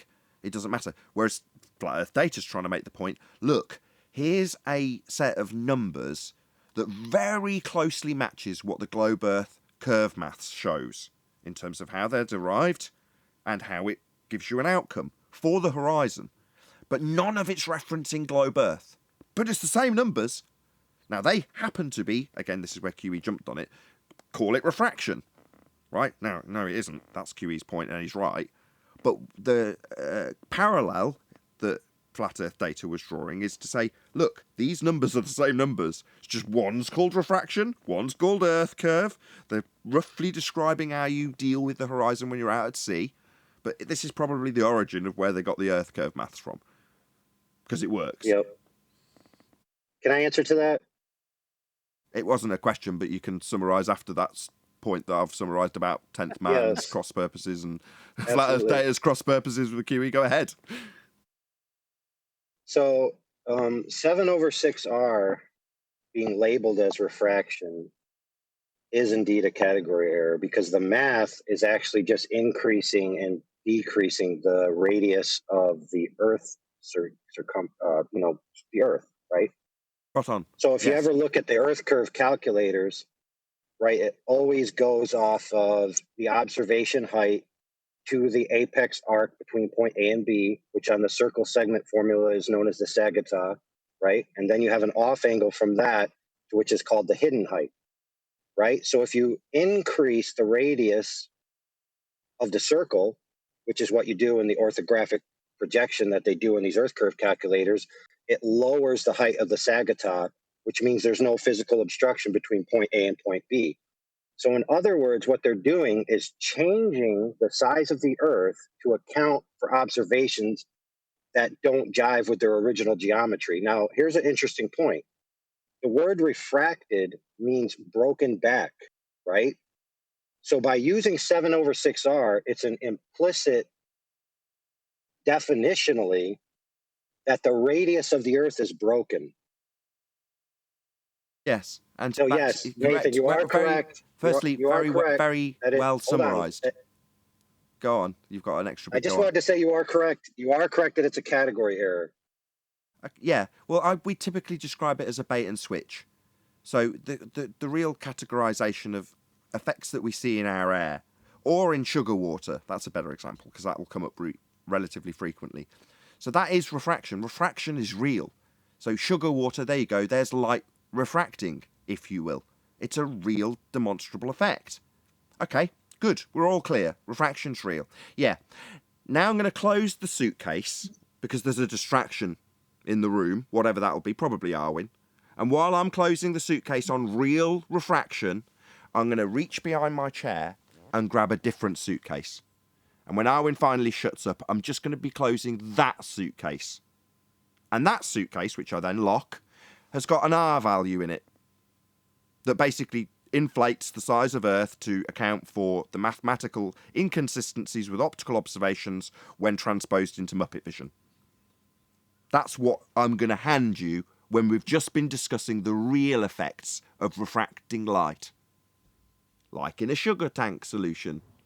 Well, that's real refraction, but what I'm giving you is 7/6R, or any number I want to attach to R, because the refraction in this suitcase is going to be moving through sphere-shaped air. Atmospheric refraction. So every single bit of this light is always moving through sphere-shaped air. So let's lock that suitcase down so that you think I'm handing you a refraction suitcase, but what you're actually getting is a terrestrial refraction case. Still refraction, right? No. As you call it, category error. But we call it bait and switch. Yeah. You got it. Couldn't have been articulated any better, Nathan. Yeah, well done. I'm tired of these liars.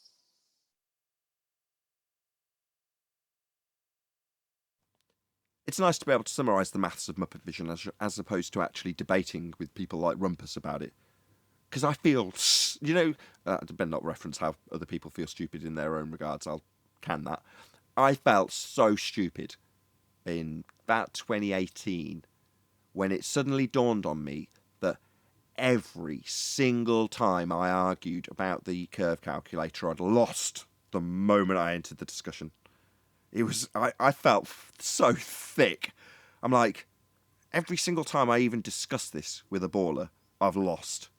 Because I haven't appreciated that the calculator is the begging the question calculator that always gives you a sphere outcome. No matter how you argue about it, which way you argue, what you show, what you compare, how well it matches up, it makes absolutely no difference because you've lost immediately. And the moment I realised, I was like, God, I feel so thick. But if you're dealing with a machination out there and you don't know exactly what it does mathematically and all that, yeah, it's going to fool you, right?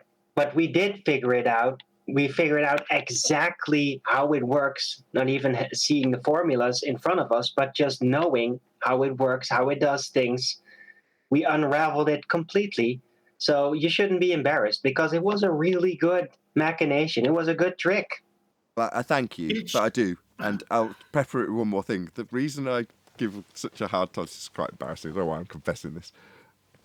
When I give people a hard time about seeing too far, the reason I do that is because it reminds me of my own ignorance. And it annoys me.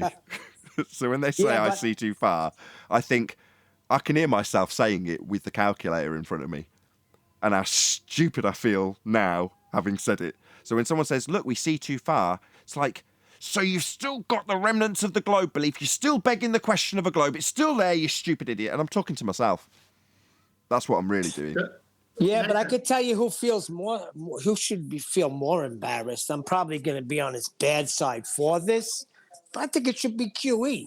He should have figured out gas pressure out of container way before you he did. bastard. I almost did that and then said I'm going to can it, and you just blarted that right out. You bastard. Right, I'm going to... Well, he yelled at me You're at the his other mercy day. now. I'm not going to say Nah.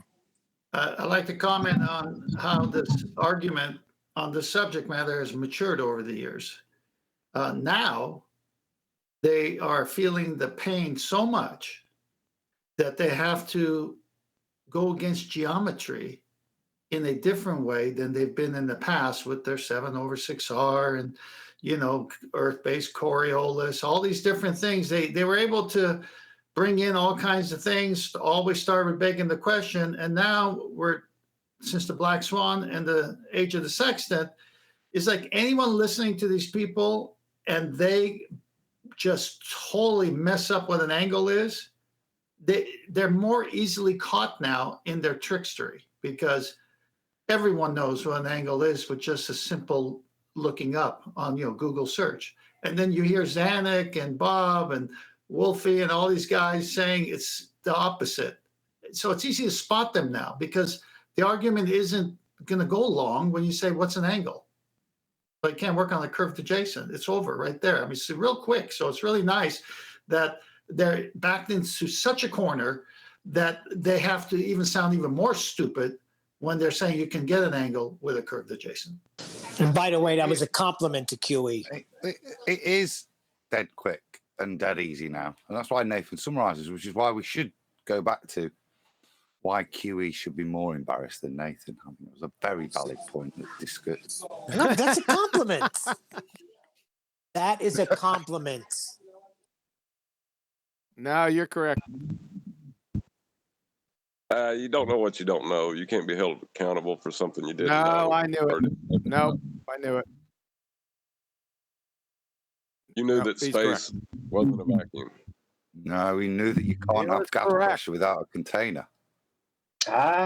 Well, even in 2016, I uttered the conception, and I put it on the Flat Earth debate, and everybody was annoyed by it, that maybe it's an outer gas. Maybe there is a giant room, it's just filled up with gas.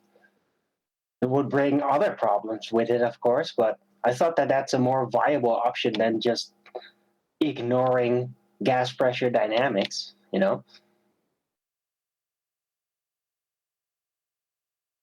I thought it was symbolic. I thought it was interesting, whoever that guy was that said you couldn't take a piss in 14.7 psi. That was the guy, Brian Mabbitt, who I told you was on Jose G. Gonzalez's show sounding stupid by saying, I don't know if there's a container. Got very annoying. I don't know a container. Well, maybe you see what I'm saying? Maybe you should try to piss in a container from now on. Yeah, you could use the ISS toilet. It only costs like $7 million. Have absolute evidence there is a container. Brian, yeah. I learned from this show it's a necessary antecedent. I learned it right here from QE, Nathan, Sleeping Warrior, and you come along and say, I don't know if there's a container. Okay, let's take the density tower. Does it have to have a lid on it? Are you outside? Are you out your mind? No. Does a density tower have to have a lid on it? Son, show gas pressure without a container. A density tower is a container. Gas pressure. This is what I'm saying.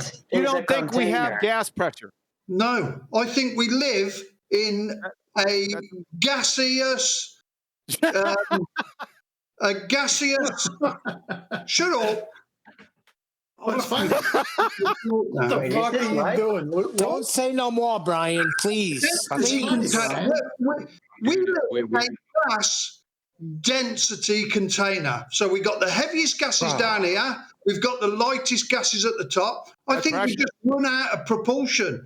At pressure. What prevents them all from exploding in all directions in that giant volume? At pressure, right? You have those gases at pressure, correct? Where? Show me where. At the bottom. You said down at the bottom we have gas pressure down there. How dense it is. That doesn't mean... Do you know what a barometer is, by chance? Do all gases want to go up? Do you know what a barometer is? What is a barometer? Yes, I do, yes. Do you know... Do all... Yeah, so a barometer. Define what a barometer is and what it does. Do all gases want to... Define what a barometer is and what it measures, please. Yes. What about all gases at all circumstances? I'm going to ask you one more time. I said, do you know what a barometer is? You said yes. So I'm challenging you.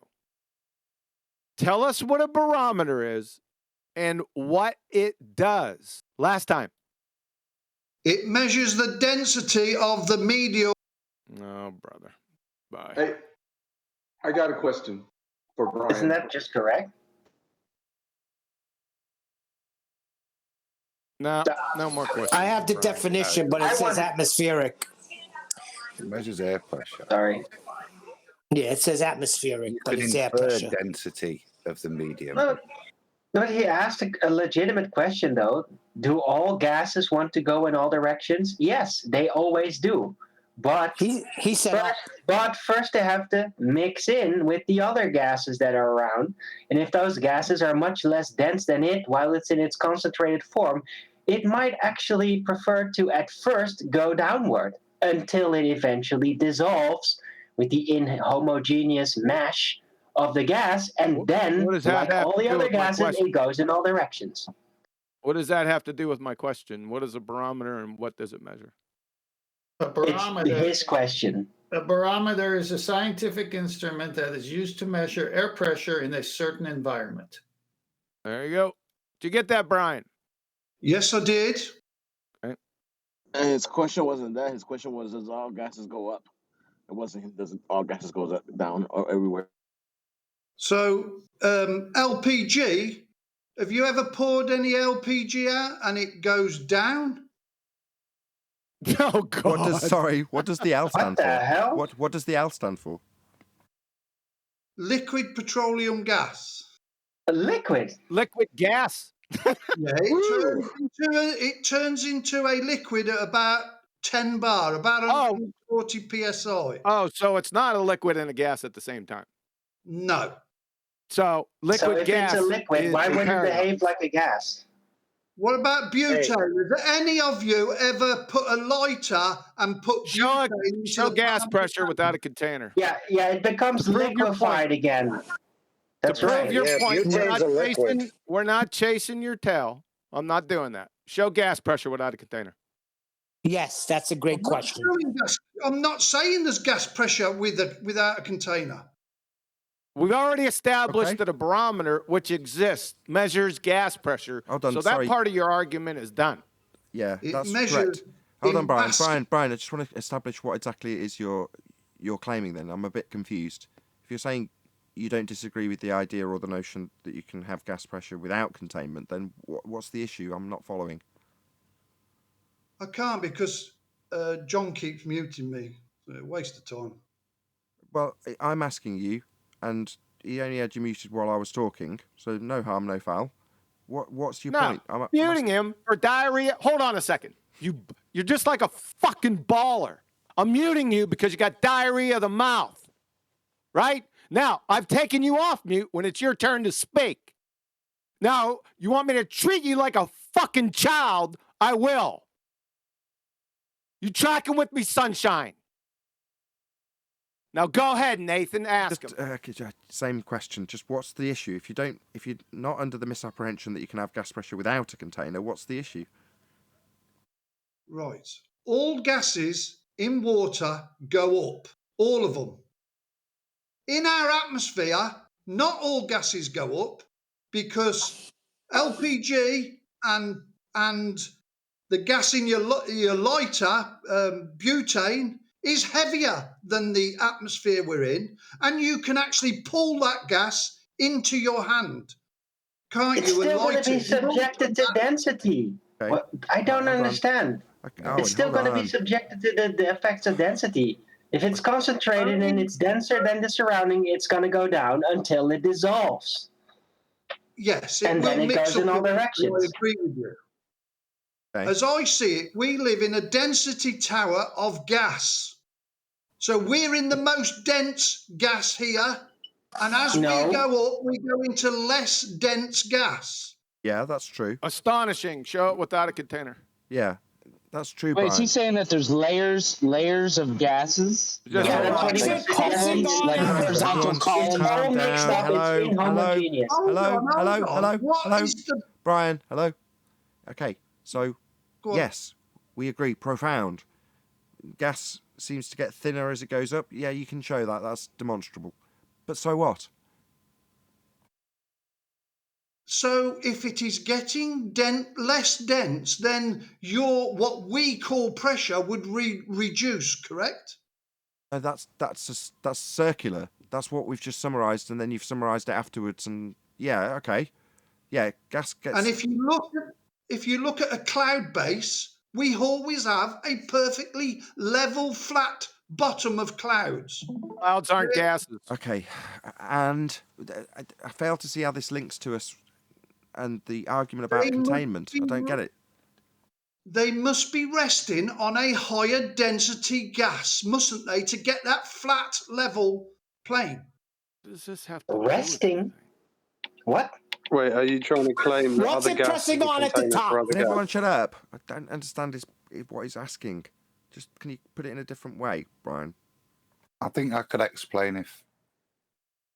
Go on then. What you he's suggesting is that there are multiple stratifications as you go up in altitude, and the point where cloud formation occurs is because the layer underneath is slightly more dense than a cloud, and that's why the bottoms of the clouds are flat. Is that right, Brian? That sounds perfect. Yeah, that's how I see it. That's great, but we still need containment for all of this to happen in the first place. Yeah, were you trying to imply that other gases contain other gases? Is that what you're trying to get at? If they're not mixed together, surely you can get a heavier gas at the bottom of a lighter gas. What? But they will mix together. They always do eventually. Gas mixes up. That's why the atmosphere or the gas in our realm is inhomogeneous.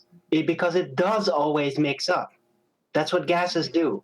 He's not regarding temperature at all. He's either. right, though. Exactly. Hold on, let me just commend him, because he's right in one regard, right? Can you have a higher concentration of gases lower down? Yeah, you can.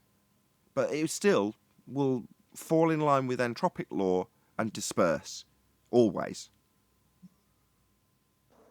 Don't they tell Still you in a needs fire to containment. lay on the floor? Say again? In a situation of a house fire, don't they tell you to crawl along the floor? Yeah. Because of the hot, smoky gases would rise on Smoky. No, Smokes are solids. Smoke is not anything gas, it's a solid. breathable would be lower. Yes. It's false Yes. equivalence fallacy. Okay. I just want you to all just... Okay. Stop a you know, second, Brian. put it Stop. tangible. Okay, yes. I keep agreeing with you. Even if we ignore the fact that you've got suspended solids and they're telling you to get below those suspended solids, let's say, hypothetically, we say they're gases and they're behaving as such. It doesn't make any difference. Yeah? Number one, you're self-defeating in your argument because you're talking about the gases going up and you getting below them, if we're to take them as being gases. So they're going up. But even if we ignore that self-defeating part of your point, the gas can form in a high concentration in the house. Yeah? Well, that's at the bottom, right? But in order for it to form in high concentration, it's got to be contained. And even if it is contained, over time, it will still leak out. Because there's going to be gaps in the houses. It won't be completely sealed. So entropic law will still dictate that the gases will still disperse throughout whatever they've got.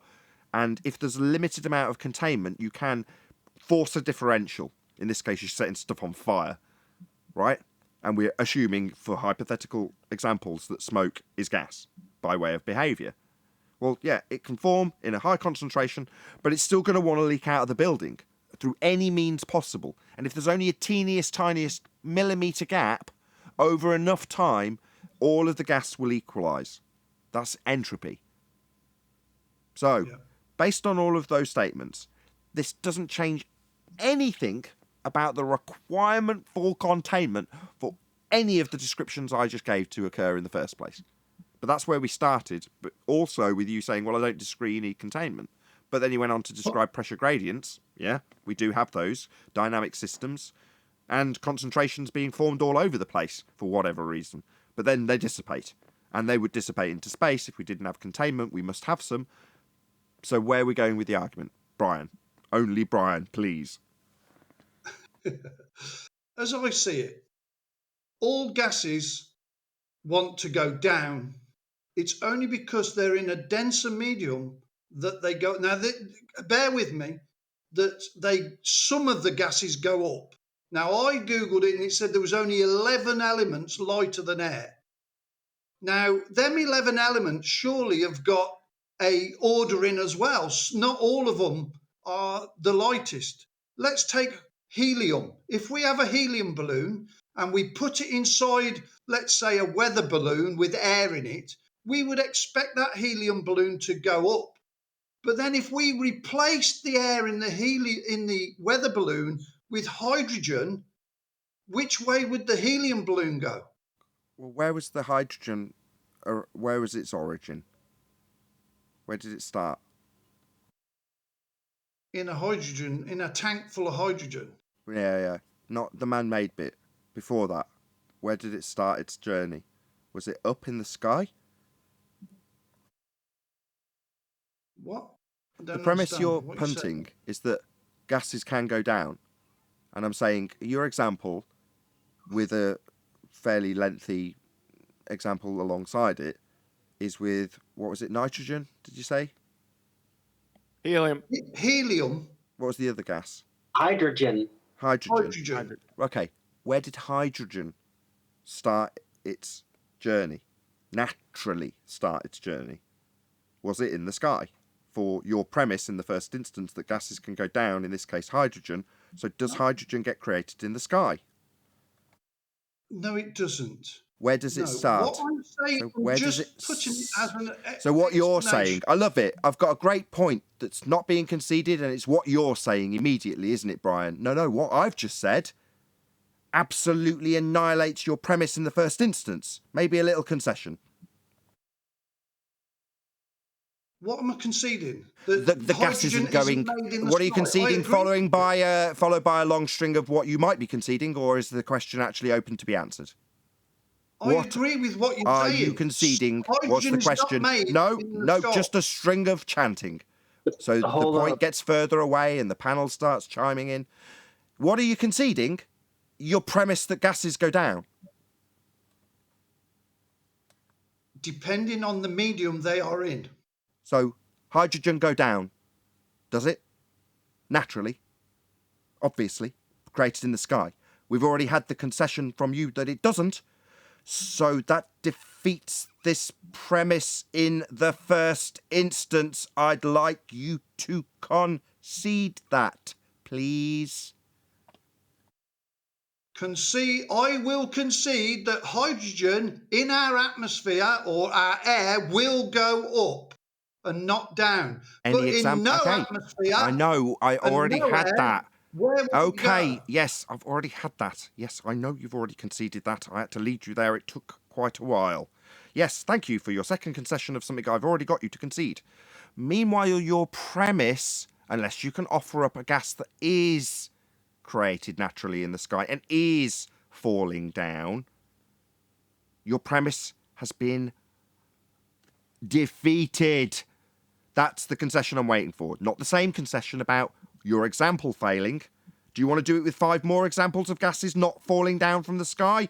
Or can you concede at this point? Third attempt.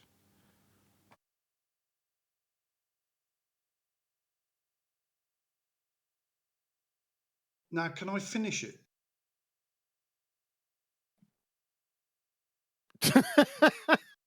Can I finish what I was saying? Sorry, Didn't you hear what he just premise asked has you? been overcome. I am and not shown saying to where be the gases wrong. originate from. I am stating a helium balloon, when in hydrogen, I heard your example. will go I heard down. your example. I heard it. Yeah, I heard it. Don't just chant the same thing again, rather than conceding that your entire premise has been Take defeated. hydrogen So he's and just going to take chant it it. in Just no stick this atmosphere. fuckwit on Which way mute. will it Just travel? mute him. Understand this, bitch. Your premise has been defeated. I don't need you to chant the same shit we listened to already and spent a prolonged period overcoming for you to totally ignore it. Total dick. Deal with it. You don't understand this, Brian. You don't understand. Gases don't go down, go boom, boom. Now, I had a PhD over a barrel on this point. That would be Thunderfoot. You think you're going to do better? No. Thunderfoot demonstrated himself a clown by demonstrating his total ignorance of gas behaviour by making the same declaration you have. Gases don't go down. They expand in all directions to fill the volume that they have. That's how they behave. You don't have to like it, and your examples that are constantly repeated, regardless of your lack of concession, aren't going to be tolerated. It's just infuriating now. Don't need to hear your example with helium again. I heard it. Can I say something? Have you finished? You are finished, Brian. You just haven't conceded. It's pathetic. Can I carry on? What? No. In the face of total defeat? Please. Don't beg. Just concede that you don't understand that gases aren't going down as you postulate. You are wrong. Right. Let me just state my fact and then I'll finish, right? In our atmosphere, helium will go up. Take away our atmosphere, and being as helium has got mass to it, which way would it travel?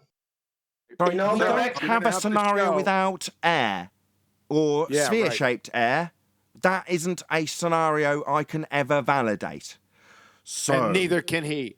yeah, your hypothetical musings aside, in reality, gases don't go down. You are wrong. That's the 4th attempt.